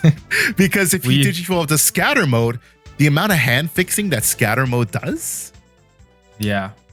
And what's cool is if you were to have that, it has retaliation as inheritable. So like you won't have to worry about that jam. You just crash into something, kill their thing, and then you get a whole bunch of draw going, Yeah, exactly. I mean, you could do it with the same thing with the Bakemon because it has an undeletion as well, but it's just not the same, It's a draw 2, trash 2, and it again, draw 3, trash 2 versus draw 3.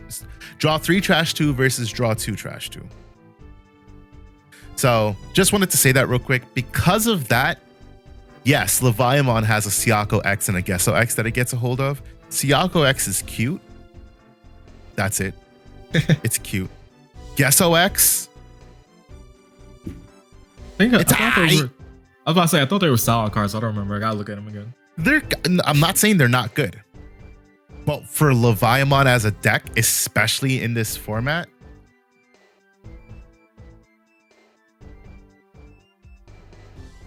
yeah, that's all I got for it. Yeah, I think that's fair.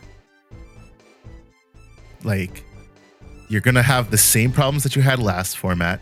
Your new cards don't help you draw more because Leviamon's problem was not being able to draw and set up its trash. Again, trash 1, draw 2 versus draw 3, trash 2. You trash a Leviamon and another piece that you need compared to, well, I kind of don't want to pitch this card, but I kind of have to because I need to see 2 more cards. Like, that's the difference. It's a difference in decision making. It's a difference in saying, oh, cool, I drew the piece I needed. All right, I can yeet and yeet. No, now it's like, I guess I have to trash this because I don't know what my next 2 draws are. And I mean, I think that's a good route for purple to go, to kind of nerf purple as a color, but don't be mistaken and don't think that like, oh, well, purple players just complain because yada, yada, yada, or, when Digivolving is better than on deletion. No, we're talking about 2 completely different cards here. And Raremon is not worth the price of admission. Don't spend $50 on a Raremon.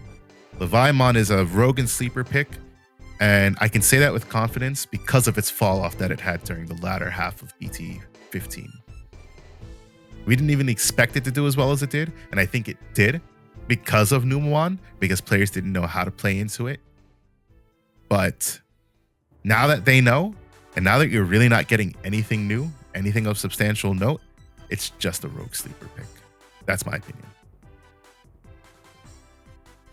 Dan, thoughts? I agree on that. Yeah, 100%. How about high roll ass Melga? Casual ass Melga. Casual ass Melga. I guess because oriented. it didn't have a top. But yeah, I think it's still a pilot. It had one top. Oh, did it? It was okay. What's his name? Pretty early on, right? Guy we know? Yeah, Alan. Oh, was it Alan? Oh, okay. Yeah, he had the top A because he got the Omni. I didn't realize that was this format. Oh yeah, it was Yeah. this format. Holy shit. Yeah. This format's been long as fuck. Yeah. It's probably oriented, definitely. It's I won't say a worse Mirage, but it's a worse Mirage as well. It's not even worse Mirage. It's just worse OTK. Yeah. It's just because there's so many cards that's hit on the list. So like the consistency of like having those decks, because like you got Gobble X hit to 1, Guru X to 1, Promo Red Guru to 1. What else they play? That's that one. I feel like there's something else. The purple Gabus, if you decide to play Gabus, purple base. But like you don't play purple base anymore. You have to play blue base. It's just, you know, the consistency that got hit, so it's hard. OTK is a lot less frequently because again, Promo Baru is not there as frequently. It's hard. It's pilot oriented. I think you have to be someone that consistently plays a deck, who wants to learn the format and continue to keep playing it like our friend Alan does. That's his deck. That's his baby till he dies. So he's always going to be playing it no matter what. Again, what does Melga do to a Magna X just chilling on board? Probably nothing. Absolutely nothing. Because there is nothing in the world that you can do. I would say does have, you know, with Guru X's, like even the old one, you will have the protection, the battle protection of blocks. But if they drop a Heaven's Judgment on your stack, digi-know. It's just hard, like, to say. It's just, I don't know. Platinuma could just go super fast and it doesn't even matter. Mirage will just bounce it because it doesn't have any protection against bouncing. It has evade protection, which is cool sometimes, but like, what do you do when you get negged to death? What do you do when you get bounced? You do nothing except cry as the Melga player. So it's kind of rough for him in this format for sure, I think. And then we need to mention like Fenrir. Fenrir just probably eats it up, right? Red Hybrid just goes burr. If Jessamon is a thing, like Jessamon's just going, you know, I don't know. It's like, that's rough. That's rough to me. I don't know. I agree. Dark Masters Mega Zoo. Hey, oh, I got contenders, baby. We gonna cope with the contenders, dog. It was topping, and all right, we'll go Rogue Sleeper Pig. I'll put you right behind Jessamon. No, it's better than Jessamon. It eats Jessamon alive, honestly. It smacks Jessamon. How so? Digivolve, Bro. I guess. Yeah. Yeah, you Mega Gargo, you go Vikemon, you do so many things. They go straight out swing. All right, I'll do this and just stop your stuff. Like, no, you ain't dealing with anything. Anyways, Vikemon, Ace is a crack card for it. Grand Kawagamon is a crack card for it. You're just gonna replace any other potentially bad cards if you're running them in previous sets. You don't have to run just a 4 of Mega Gargo because you could switch it with the Vikemon. You can be more consistent with your low 5s and run Scorpiomon and not feel bad because there wasn't anything you could really use previously for Scorpiomon unless you want to run Azulomon. And that was the one that gives blocker. That was a big if, yeah. So you can definitely run your 4 of each of the searchers. So it's pretty good. Adds you more consistency, I think. I mean, a lot of them were running it previously, but like again, you don't do anything with Scorpiomon until now. Grand Kawagama pops Tamers and suspense stuff, and then you just go into your Omnis and you just board control with it and you just kill them eventually. And then if you see the one of Apocalypse, GG-know. That's fair. I'll give you that. I'll give you it on the basis of Digivolve because Jessamon doesn't delete anything. You have to swing. So there's no way to get around aces, which is a very, very big problem. Add that to another problem for Jessamon going into the. And another thing is, if they go, let's say they play the Star Deck version, right? And they immediately do the pass turn and blitz. That means they can't swing to your unsuspended Digimon, so they're swinging to security. So now you're really set for an easy ace play like a Mega Gargo. Mega Gargo just F's them up because you go Mega Gargo, use target the Jessamon. Now they can't Digivolve climb with their sister mons. You know what I'm saying? So that really stops their plays. Vikemon would do the same thing as well. Yeah, that's definitely a big thing. I'd agree.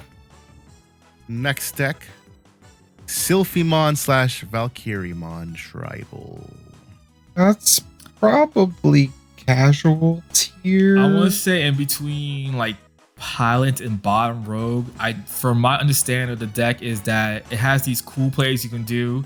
and you get a little aggression going, but then you end up doing nothing. That's my understanding of the deck. I don't know if people haven't just play tested enough and they just been going like standard, Sylphie plays, and that's what it is. And that's probably what it is. And people haven't gone outside the box just yet for the deck. But that's my understanding of it. So I would say that's where it is. Yeah, I mean, I don't know the slightest thing about this deck, and I'm not gonna fucking pretend that I do. All I can say is that Valkyriemon is a strong enough card that it could backbone the deck. But why this when something else? Yeah. It's just the story. It's the same story about Rosemon. Why this when something else? I will, I'll sit here and tell you guys that until if somebody proves me wrong, all right, cool. But like, don't worry, I'll play the casual deck for you. all day. I'll be playing that deck. All right.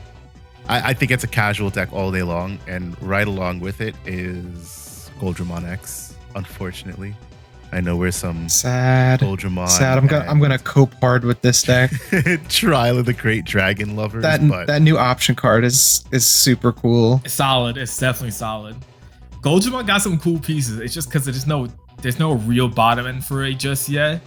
It's just chilling in this weird limbo spot where it's like this is potentially really good, but it's just not there yet. Yeah, I'm gonna try. I'm gonna cook something up with this, but we'll see what happens. Definitely. Phoenixmon, Burb, KFC, fried chicken. I want to cope, and I want to say it's right here. I want to cope. All right, let's not put it. The reason I want those decks. The reason I want to say I want to cope is because Phoenix X is such an insanely cracked card. Like, the fact that you get to have such granularity and get all your on deletions as end of attack effects, you're essentially a rush red deck with some sort of recursion, because this deck does return stuff from trash to hand. It lets you play things out. The problem is you're a red deck, so you're not getting past Magnamon. But, you are 13K, which can kind of matter, I guess. I don't know. It's not beating Magnamon, but I think it does. I think it can do well enough into the other decks of the format. But I'm not gonna sit here and be like, this is the pick. So every other deck that we have in Rogue Sleeper has some sort of way to deal with our meta-defining decks. What does Phoenixmon do? It rushes. Okay. That's it. Kind of. You have to get up into your level 6 to do that. So what are we talking? Pilot oriented? I think it could be the top of pilot oriented, because I think there are a lot of cool things it can do. I don't know if it's a rogue deck. It could be either top of pilot oriented or bottom. That's right. It's a very cute deck, and for what it's worth, you have Garudamon Ace, which solid card. Yeah, it does pop a blocker in case your opponent, brain farts, swings while you have a level 4, and you play a tamer, you pop a blocker. That's a mistake you're going to make once and never again. Yeah. That is 110% true. Like I said, it's major cope. I think it's super strong. I think if this didn't come out in the set that Magna X came out in, this would have been like a prop. I would have argued for low contender, high rogue sleeper pick. Yeah. I could say it. 2 formats ago. Yeah, I would say it would be even last format. I think last format this deck would have been really good against the likes of Numamon. But now, with Magna X, yeah, it's tough out here being a Burb lover. It's still gonna do something, in my opinion. I think we'll still see a top. I hope so. Cool deck. But outside of that, yeah, I can't guarantee much. Imperial. I want to put it in meta defining. I'm on the same boat. That fighter mode. I'll let you Ace, speak first. That fighter mode Ace is bonkers card. You Evo with training, you Ace. Ace is Digivolve by effect. That thing just deals with things. It's very fast. The Pyodramon is cracked. The Tamer is cracked and gives you so much more consistency. The big problem... That Davison Ken is insane, bro. The big problem with it is that I think it's even more piece reliant than it's ever been, which is crazy to say, but it has more ways to get those pieces quicker now. I don't think it's better than Numa, and I don't know if it's better than Mirage, but I do think it's up there in meta. So, here's my thought logic. Like you said, Imperial Dragon Mode is such a cracked card. Oh yeah, that's what I meant, yeah. When an opponent's Digimon is played or Digivolved by an effect, you just go into fighter mode for free. And then, of course, I mean, it does have the win Digivolving that you can target something to not suspend and then you can't unsuspend. It has partition, but that effect, I mean, that alone counters the likes of like Fenry and some other decks. You know, the moment they play something out by effect, fighter mode, bottom deck. And then, yeah, the fact that like, cool, fighter mode aces.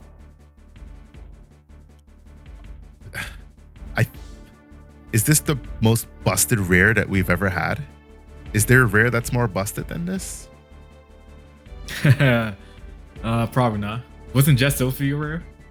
No. Oh, okay, yeah.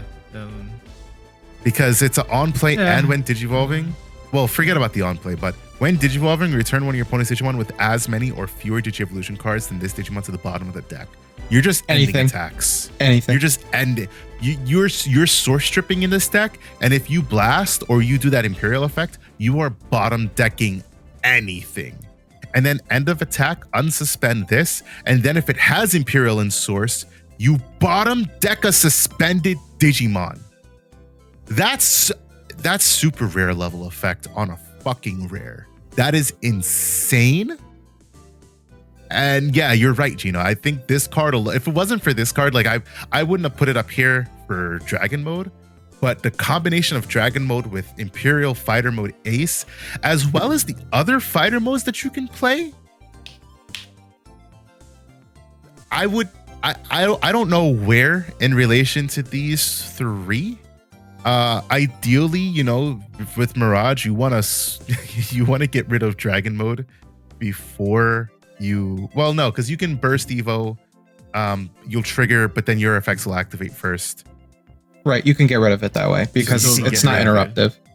So you can get rid of it, which is good, but you don't really want to go swinging with the Mirage before you get rid of it. Before you get rid of a Pyodramon, and even if you get rid of the Pyodramon, it's got partition. So like, if we're going to mention Mirage is not going to care about the partition. You're not running blocks. Yeah, I mean, if it's gonna OTK, right? Like, sure, like if it's gonna OTK, but if you can't finish the OTK that turn, then they're just set up to do it again. Numamon, DP neg, but again, partition. And then they're gonna play stuff out by, what do you mean okay? Shine Rune mode? Yeah, sure, they're gonna have to. Right, they're gonna have to get into a Ruin mode or, you know, drop the Valkyrie. What's gonna matter is the Digivolve. Dragon mode play. The partition, they're not gonna care about it because you can just easily get them out. Monty X can easily get them out. Yeah, but you're not gonna. Sure, but like, that's what I'm saying. Like, in terms of what a board will be for Imperial, Dragon mode is on board. You're gonna pop the Dragon mode. How are you popping Dragon mode? Yeah, the likes of Monze X into like a Valkyrie. I mean, yeah, the partition will just delete, or sorry, the Ruin mode or the Valkyrie Ace effect will just wipe out whatever you put on board since it'll be less than 5k. But if they don't do a Ruin mode or a Valkyrie mon and they're just popping you, they don't have the answer to that. Or if they just don't get rid of your Imperial Dragon mode, if you got a level, I don't know. There's so much things. I'll leave it at the bottom meta defining, but I agree. I think that's a meta defining deck all the way. Imperial is weird in JP because in the beginning, Imperial was doing well in that format, and then like it fell off a little because so many people were like, Numa and Magna was just so much better to them in JP. So I don't know. I don't know where Imperial is on meta defining or contenders. I honestly think it's going to be somewhere in between. Either We're right gonna down here or right up here. Yeah, exactly. We're going to have I feel like for us, because we have so many hardcore Imperial fans, that it could be like meta defining because they're going to be just want to run it and they're going to run into the dirt to try to get to Yes. like win. We know a lot of those people ourselves. And then it's going to be at a point where it's possible where they're like, oh shit, this deck is not as good. I'm going to hop over to the Magna train. You know what I'm saying? I can see that happening. So I'm not really sure where it is. I think for now we could put it in meta defining. I will drop it to the top of contenders only because Tyrant's going to be in the bottom of meta defining. Ooh, because you can't touch Tyrant. Hell no, you can't. You can mega death it, but your Imperial plays mean dog shit. Yeah, 100%. Tyrant is super cool. He's just, you Evo up. You get to this giant ass Digimon that's gonna be like a 20k beast stick up to the end of your opponent's turn. That's gonna be suspended. Who's also unaffected by options. No, unaffected by Digimon effects. My fault. And if you have the combo with the Shivamon is gonna come out suspended, which means your opponent can't use options. So now your opponent is in this weird ass situation where they have to like somehow get rid of Shivamon first, but then they can't use an option. For them, Tyrant can redirect with the new Metal Life Metal Life commentary mon? Metal Life Kuwaga has the inherent beam to redirect. So you don't need an Izzy on board at that time frame, which is cool to have. If you have Izzy, you have 2, 3 possibly redirects. And so now they have to just try to be bigger than 20k that turn. If you can, you're in a weird situation. Then your turn happens. Shivamon goes, all right, trash security. We're going to swing anyways. And then Tyrant's going to be swinging over things probably. And then Tyrant's going to continue dropping big bugs. Because they could drop Grand Kawaga as well, which for free, which is kind of crazy. And then, pop tamers and do shenanigans as well. And then also bottom decking stuff. Because I think a bottom deck's suspended Digimon. I think the effect is you suspend one of your Digimon, and then that Digimon that you suspended bottom deck something with less than or equal DP. Right? I know it's something like that. So cracked. It's very good. Such a strong card because your Shivamon never has to swing. Mm-hmm. You're just like, suspend. Yeah, I get option protection. I bottom deck a 12k. Did I need to buff it up? That's perfectly fine because your Blade Kuwagamon gives that 3k buff to any Digimon. Yep. As well as Metal Life. It's like cool deck. It's pretty cool. Only downside green stands, is stand up. Bug stands, commentary fans, definitely stand up for sure. Downside to the deck, you gotta run a lot of megas, which means you are in a chance of breaking hard at times. Consistency is not as good, I would say, because there's not many bug searchers outside of the new Kokabu. My fault. Yeah. Kokabuteri. Kokabuteri. There's also Kokabuteri. Kokuamon. Kokuamon X, there's one that's a searcher. He's also a searcher. But space is tight. You're gonna be probably running Ukos if that's the case, if you need that searcher. Kind of tough on the space side. And also, sometimes those other decks like Numa can just go super fast. Magna X might be able to set up too early for it, but Tyrant can, counter Magna a little bit. But again, it depends on your situation with it. And everything else, Tyrant's a 6 cost Evo too on a 5. So unless you're going on top of a 6, which you can do for 2, sometimes you're passing your opponent a lot of memory, and it's enough for them to be able to out your stuff. Enough to out it. Yep. Yeah, definitely some big things to consider, but I think it's still. I mean, obviously, I know we're all in. I think it's still for sure. It's still meta defining. It's still a meta defining deck because in this meta of walls, that's the wall. That's one of the big 2, and it's bigger than Magna, and it's unaffected by Digimon effects, and it can come up really good against Magna because if you drop the Shivamon, you say, "I bet." Well, you're gonna have to out Shivamon with Heaven's Judgment. And then after you out Shivamon with Heaven's Judgment, you gotta try to out this But you Tyrant. can't though, because Shivamon says no, no to options. You have to out Shivamon with the Digimon, and then Tyrant with the Heaven's Judgment. Your opponent is in this weird situation where you're like, oh, should I swing with Magna? I can't because Tyrant's gonna redirect. Yeah. And unless you have another Magna X and you're able to keep turns with the Evo and stuff, you gotta do a lot with that combo right there to deal with it. Mm-hmm. We've got Shakumon. We're here for a fun time. Pilot oriented, Shakumon is that card itself is kind of busted. If you read the card, Cool card. The card is kind of good. I know the card problem is it's just everything else around it is like the bottom end is. But I'm 100% coping this to be a solid deck for me. I'll let you cope. The cool thing about like the Shakumon stuff, it's same thing with the other DNAs. They all have that 4-cost tamer that allows you to play a free Digimon. It's the same thing as the Kenny Davis version, which is so good, and it obviously has the effect to bounce that Digimon, but you're DNA, so who cares? You keep the Digimon board. Shaku stays basically you're unaffected by Digimon effects, I think it is. And then you can just tuck a Digimon into security, which is kind of crazy. So he has good board removal. And again, Vikemon is supposed to be the top end, so you have Vikemon as the ace play. Vikemon is a really strong card. Again, it's same situation with Sylphimon. It could do cool things, but there's no like way to finish games off, it feels like, from my understanding.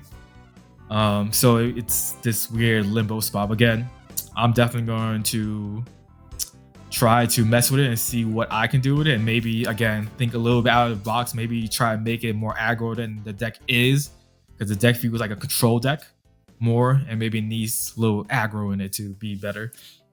I'll tell you why Shakumon is actually busted. Shakumon is okay. So Shakumon's a great card. I'm not saying it's not. That card is okay.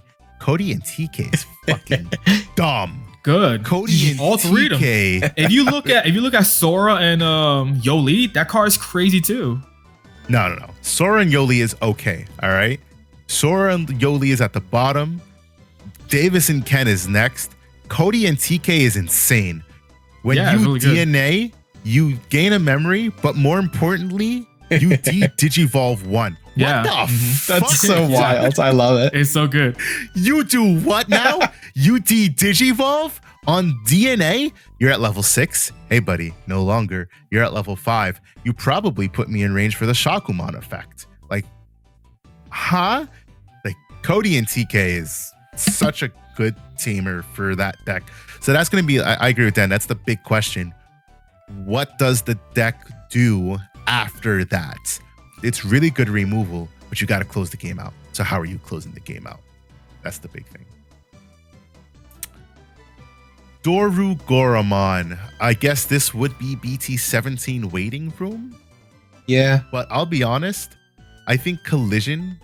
This is another Collision one. is a way to get rid of Magna X. Yep. If it wasn't for Magna X, I think this deck would be a contender. I'm gonna say it's a Rogan sleeper pick. Okay, yeah. Bottom of that, I think. Because Collision is a good keyword.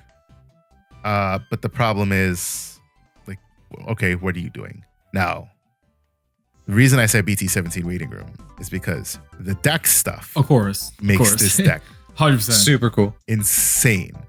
But without that, what is this deck doing? Like, you're doing a little bit of control, yada, yada, yada. You're popping shit, but like, you're not as big as Magna. So, against the other decks, you have a much better time.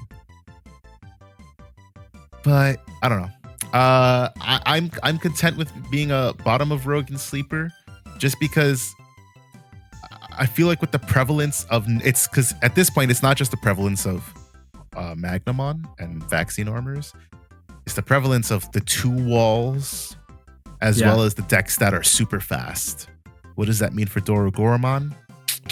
Not a lot. I think it can definitely do something, but how much of that something, I'm not really sure. That's the big question mark. Cherubimon X. Are we considering Rapid X waiting room? No. Are we?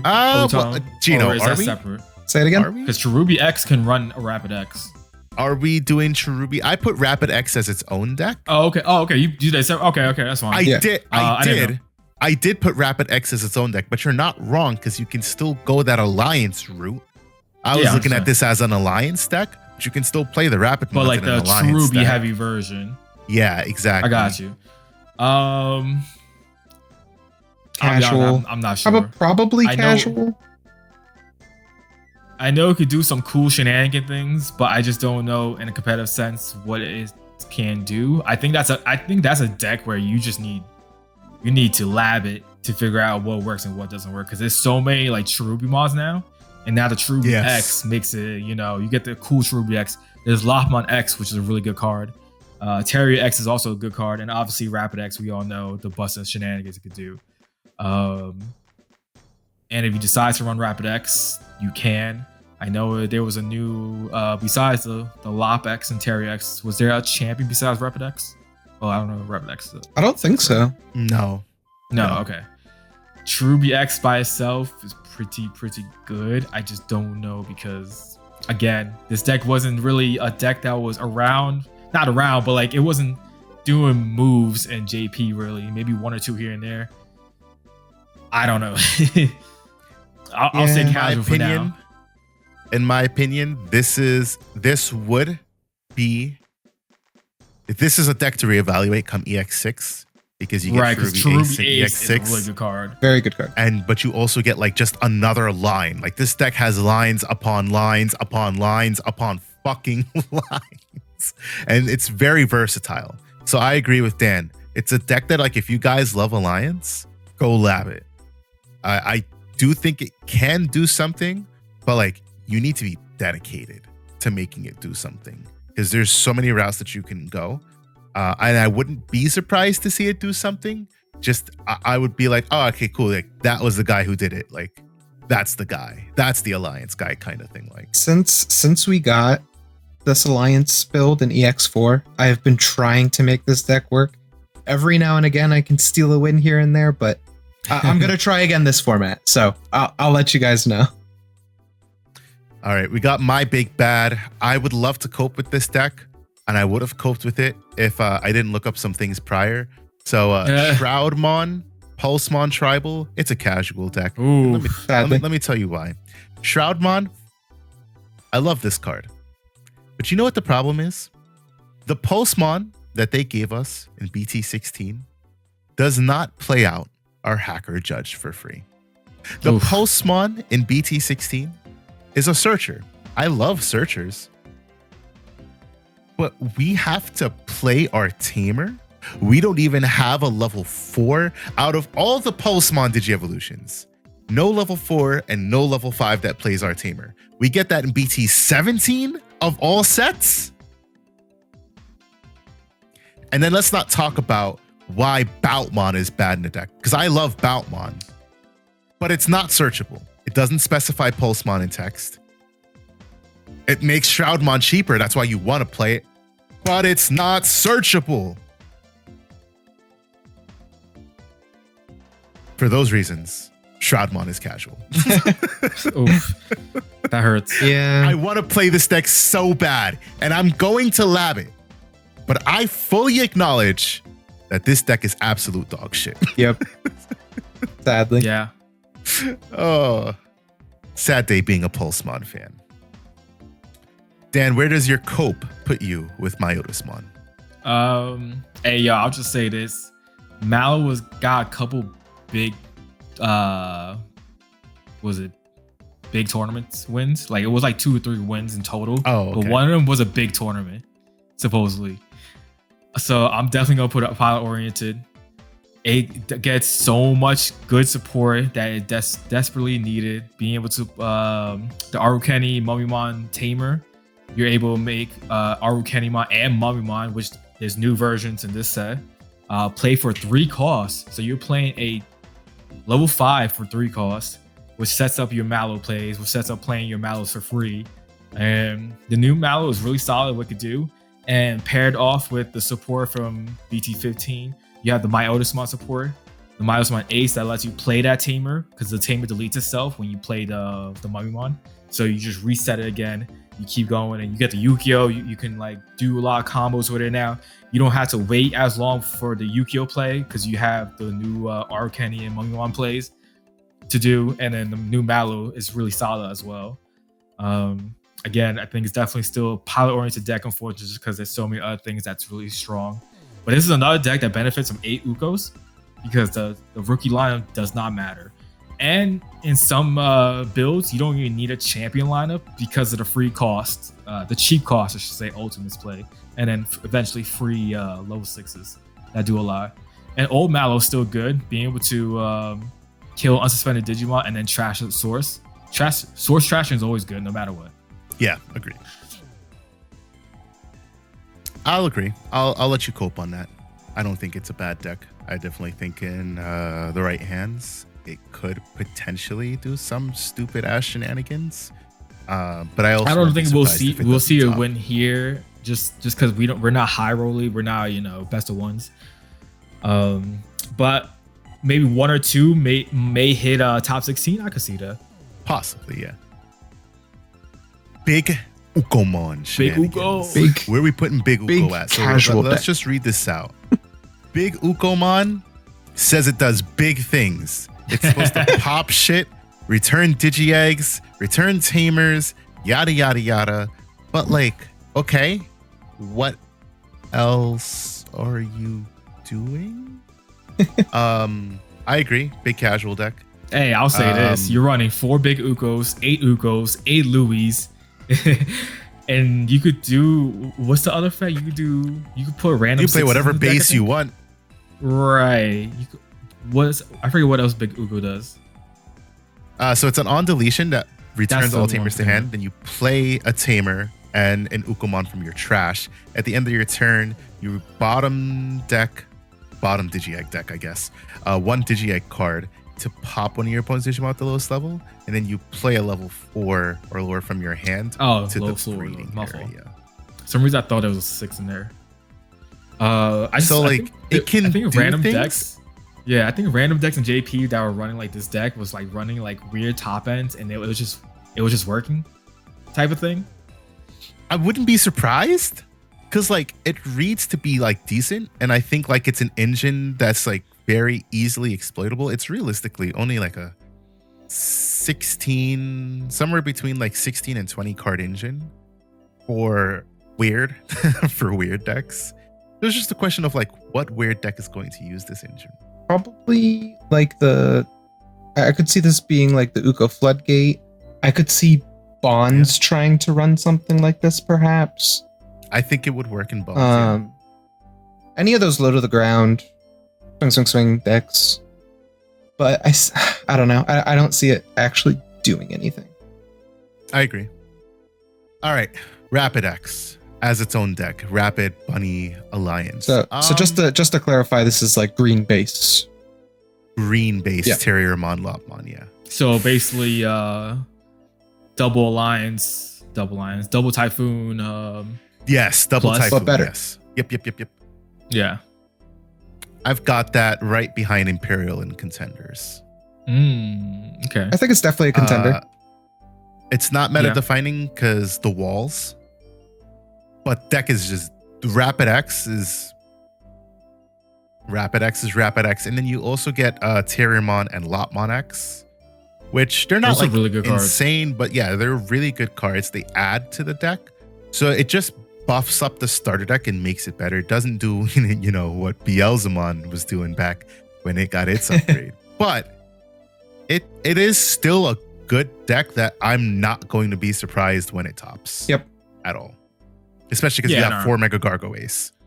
Yep. Crazy part with the combo, you could go Rapid to Rapid X, and then Mega Gargo can go over Rapid X. Yep. Which is dumb as all hell. So you can do a lot of shenanigans with that, and you're always going to have, because X has Armor Purge as well, right? Yes. So like if they were to try to delete it, you still got a Rapidmon chilling there, so that ace play is still viable. You know what I'm saying? So it's pretty cool. You are never safe from Mega Gargo in this deck. ever. No. Yeah. Yeah, But, like, exactly. It's so funny because you have a level 4 rapid, so you got 8 of those. Then you have a level 5 rapid, and then you have the level 6. Or rapid X is a level 6, right? Yeah. Yep. I feel like I asked this before. Okay. Then you have a level 6 that's a rapid X as well. It's just like, it just stacks and stacks and stacks of rapid. You're just never going to get rid of it. And if you have the rapid protection, and then you go rapid X for some reason, like, Jesus Christ, like, you're just chilling there and they're all right, cool. What are you going to do with this? Don't swing. You better not swing. You're going to be effed in one way or the other. So, I don't know. Yeah. Definitely a solid deck. It's definitely a contender. For sure. I don't know. Crazy. Millithloop, is she still the king of Rogue Sleeper? Just because Mill? I feel like What? she's the king of pilot How many tops did it oriented. have? Oh, sorry. Pilot oriented. Yeah, there you Yeah. go. I was about to say it had one top, I think. Yeah, sorry. I was thinking, yeah. It's Millith. We're not gonna talk about it because it's Millith. Either you're gonna get milled out or you're not. It's literally as straight up as that.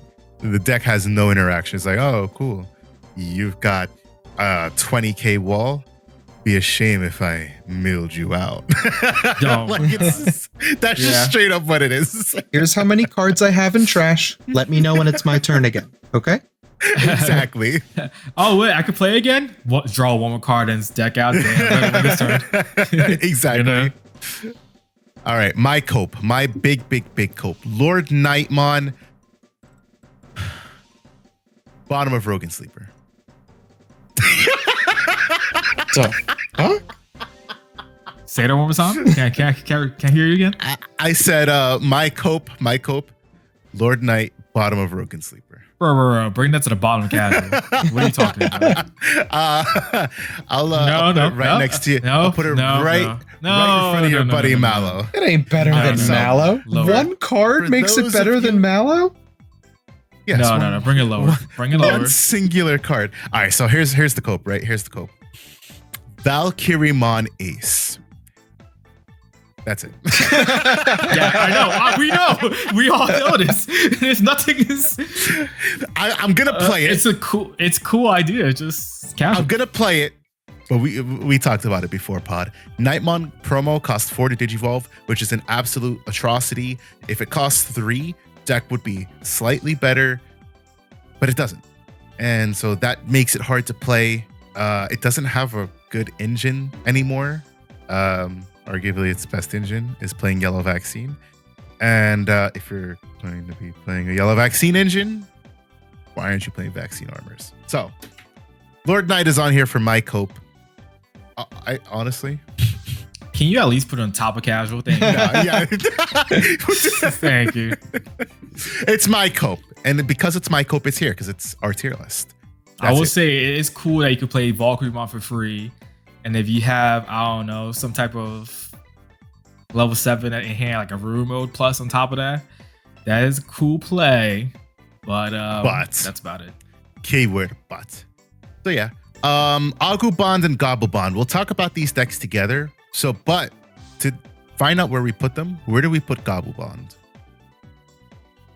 Pilot? I guess? Bottom pilot oriented? Yeah. All right. So then that means Agubond is casual. Yeah. Yeah. Because inherently, Agubond is just worse than Gobblebond. They're not on the same level. Don't ever think that they're on the same level. Gobblebond is way better. Gobblebond did top, and it's getting access to 4 more Ukomon. And like Gino said, this is definitely a deck that could make stupid use of big Ukomon for some reason. 100%. I think it could do something on that. It is also possible that it doesn't. Agubond, on the other hand, not me, because I don't like Agubond, but we cope. We cope. Yellow Hybrid. This is a tough placing. Oh, pilot oriented. Tough, right? Because if Red Hybrid is right here, like this would make sense. But like, you're gonna suffer from the problems that like Red Hybrid's gonna suffer from, but like even worse, right? For sure. So it's like, But is it even pilot oriented? The only way you run that deck is Marcus Hybrid. And yeah, when your 3K that's marks how you just get become your W's. when your 3K Marcuses become Digimon and get wiped out by Valkyriemon or a Rapidmon X. For sure. I'm just saying, I think we'll still have those hard yellow hybrid players who live and die by that deck for whatever reason, and they're gonna still play and have one top. Probably be the one top. I'll give them that much. Leave it up to me. It's probably a casual pick at this point, just because there's such oppressive decks. But I'll give the yellow hybrid players out there. I think we had two this format at top. Yep. Yeah. I'll give the yellow hybrid players out there. They're pilot oriented. Machine Dramon. It's the best casual deck. No. It's definitely pilot oriented. It reads to be really good. But we talked about it with East, and East said, unfortunately, Machine Dramon ain't shit. It's so slow. And there's no good way to accelerate this engine. All right. Don't think like, oh, well, I can get around it by playing purple base. That's not accelerating. That's just playing it differently at this point. Because what you lose, what you gain in the draw power, you're losing in consistency, and it's speed that matters here.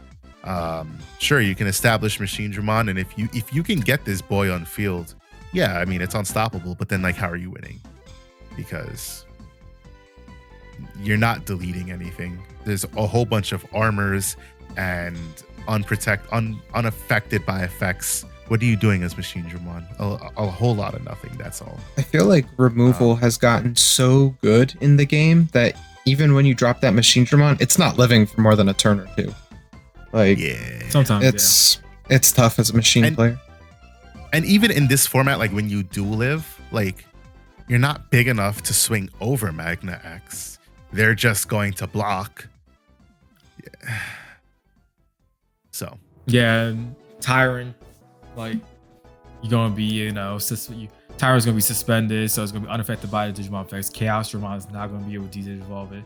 Mm-hmm. And with a Chaos X as well, so you get that, and you're just never going to be big enough because there's not much DP boosting in the deck unless you purposely force it. But, like, even then as well, because you need, like, the Secret Rare Metal Greymon, you need probably, Ty on board, you need the Megadramon that's plus 2k on your turn.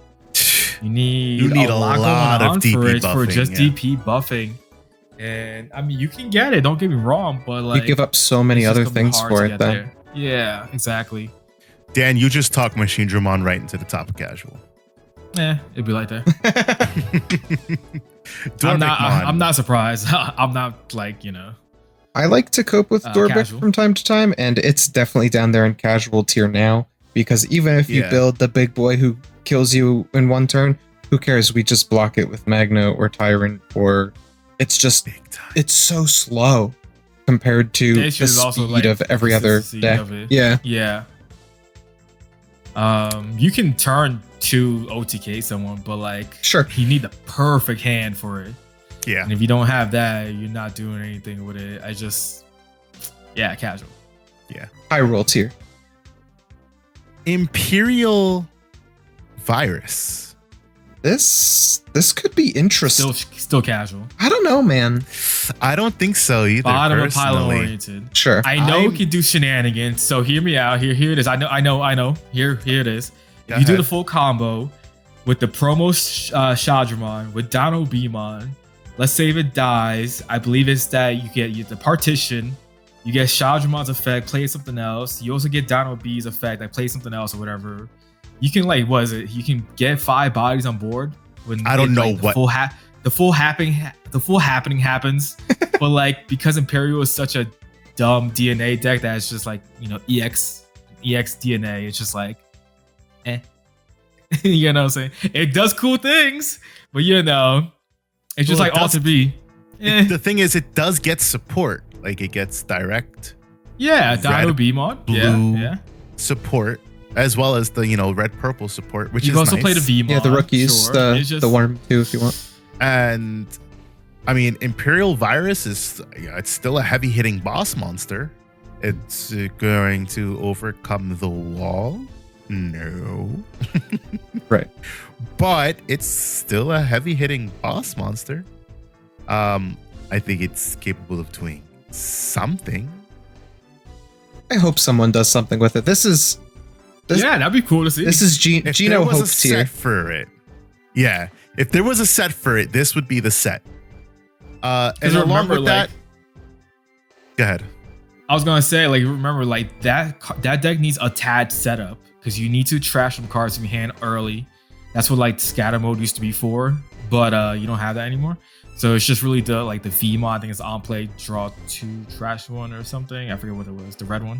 He's holding the cards. Yeah. Anyways, Something like that. And I Trash think one, the new Shadramon, whatever it's called, does something for it. I don't remember, but like it's a little bit slower than it used to because you need that setup first. Because you need to have at least a champion, and I think you need to have one of the low 5 DNAs in trash to do the full combo.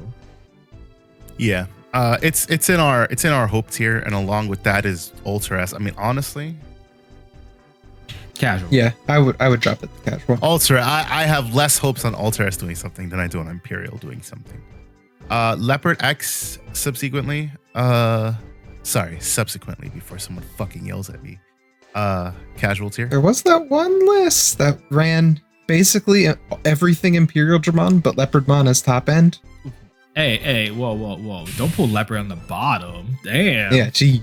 Sheesh. I've been trying not to organize it, but I know I ended up fucking organizing them. I know. Leopard X is such an insanely good boss monster, especially just because it's so generic. The problem is, like, Imperial is an insane boss monster. You know, like, even like I can't even say like I'd put it in pilot oriented because it just feels like if I could have said that for BT15, for BT16, all of these decks can do what Leopard X might try to do, but better. So Fair. I would say top of casual. Atamon, Top of casual. casual, not even top, just casual. I guess it's Sad, a deck that my can boy. abuse pause plugin. Oh, yeah. What is it doing? It didn't do anything, unfortunately, as much as I hoped it would.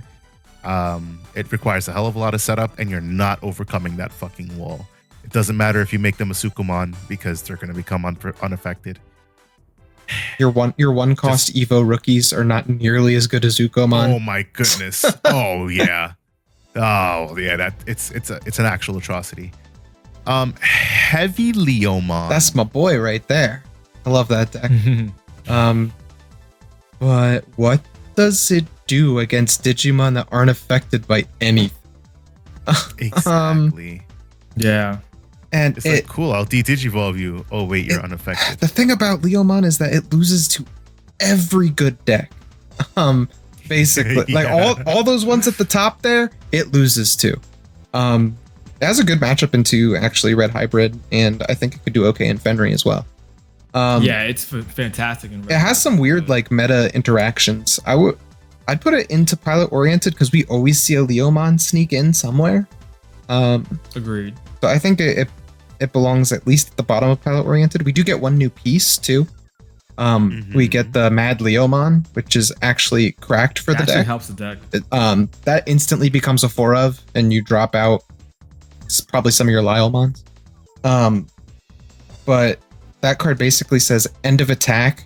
You may delete this Digimon, so you can trigger your Fortitude when you need to, which is really important for removing boards and stuff. Okay. So cool deck. I would love to see people take it far, but it's going to be some rough matchups at the top for sure. Yeah, think the problem I is- agree with that assessment. Mirage is like, all right, I don't care about your Fortitude. Yeah. Oh yeah, it just folds to blue. Just instantly folds to Numemon. Pseudo Ace, Mirage, anything. It blue. depends. Yeah, Azulon Ace is what matters against that matchup if you run it. For sure. Magna X also bounces, right? The ST one. ST Magna. Yeah. Yeah. And all of the So shit's that's- dual color, so you're stripping 2 sources with ST Magna. Yeah, for sure. Mhm. And then you have a big giant tyrant that says, "Try me." Yeah, exactly. All right. Grace Novamon.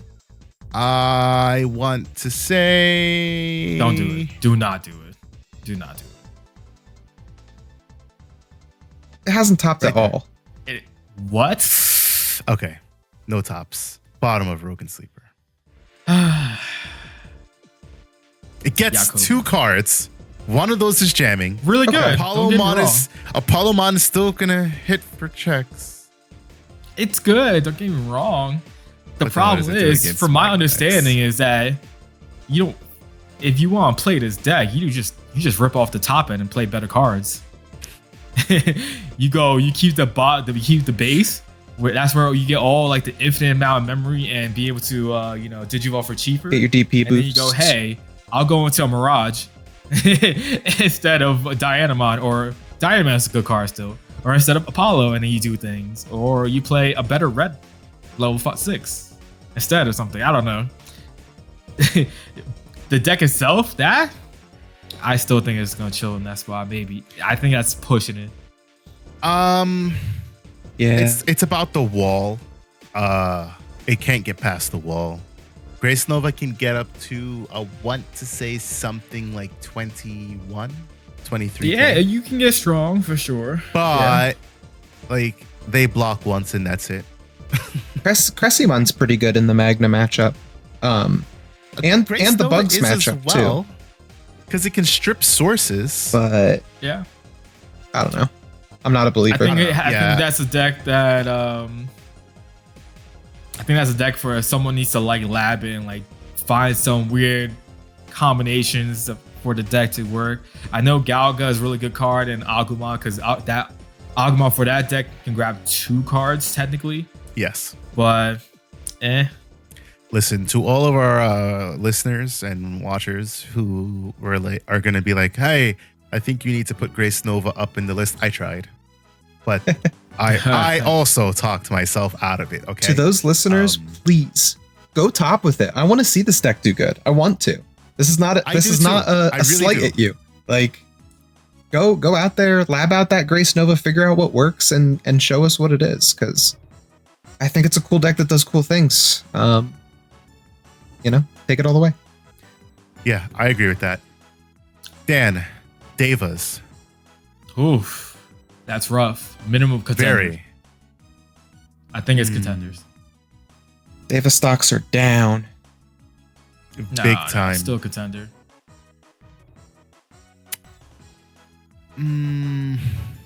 It was still winning over there. It's still the best control deck.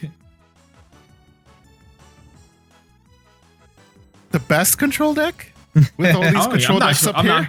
I'm not sure. Some of them, I don't know if you want consider them control. Like they don't slow things down. Like Deva slows you down. I don't know. You want that's What is aggro all as right, AF sometimes. let me ask you this. What is Deva's going to do against a Heaven's Judgment? I mean, sure. That's any deck almost, right? Yeah. They run it too. But your big thing about it is like, oh, well, I just have a bunch of ultimates that I can put out and then I'll digivolve into my aces. Well, your ultimates are going to get wiped out. Magna X is going to get rid of 4 Devas, or 4 Devas at one time. Or it's going to get rid of your aces and make it cheaper for them to get rid of your aces. Fanglong is unaffected, so is Magna X. Your Fanglong only gets the DP minus on your turn, so once the protection wears off, it doesn't affect them. Tyrant, doesn't affect them.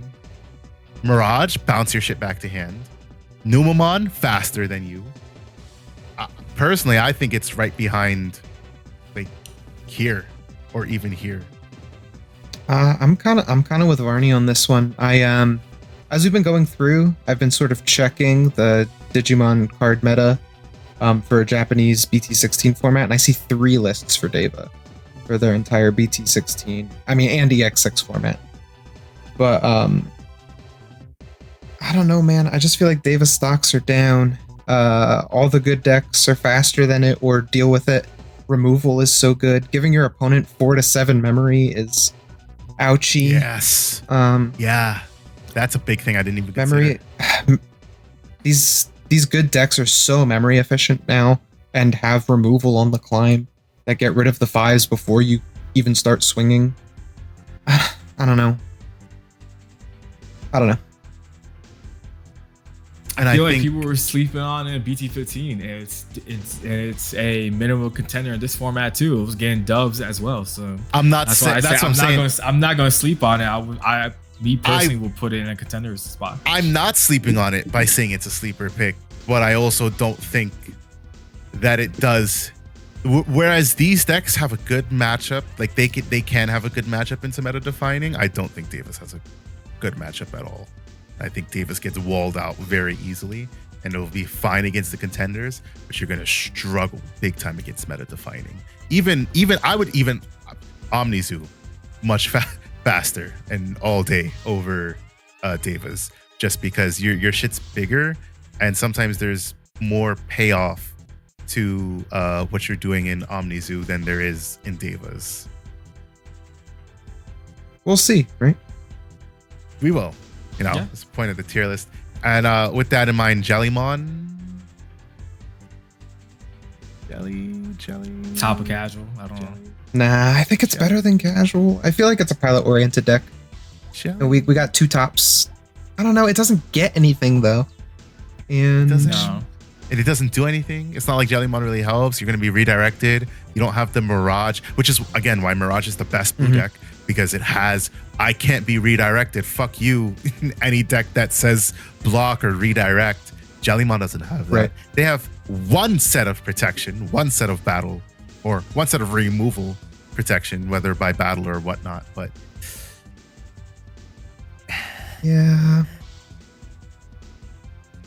yeah, either bottom of pilot or top of casual. I would put it like the bottom or casual.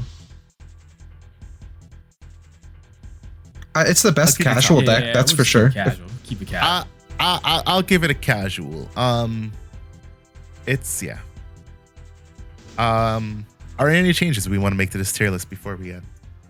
I think everything is pretty decent. I don't think there's anything. I know this about to sound crazy, just because I don't know if we're gonna have 5 decks that's like completely meta defining. Maybe you're not wrong. Tyrant to the bottom, not Tyrant to the top of contenders. I think. I don't disagree. We had 5 decks in meta defining last time, but we also had a lot more contender decks.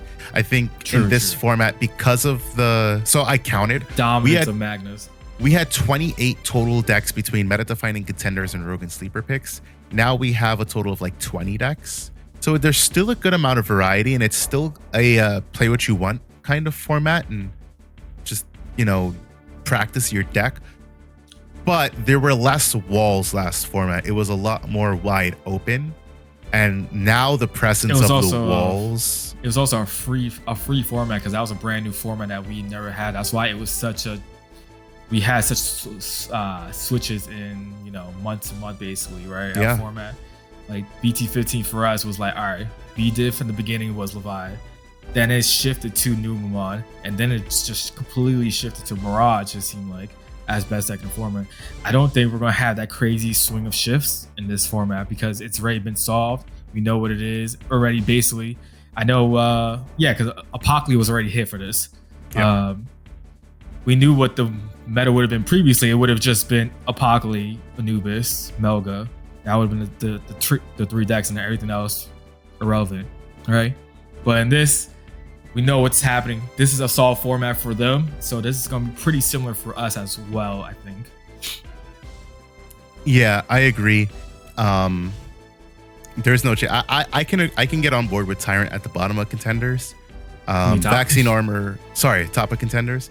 Vaccine Armor is still the king of the format, very much so, followed by Magna X. And then Numamon and Mirage are pretty much up there trading blows.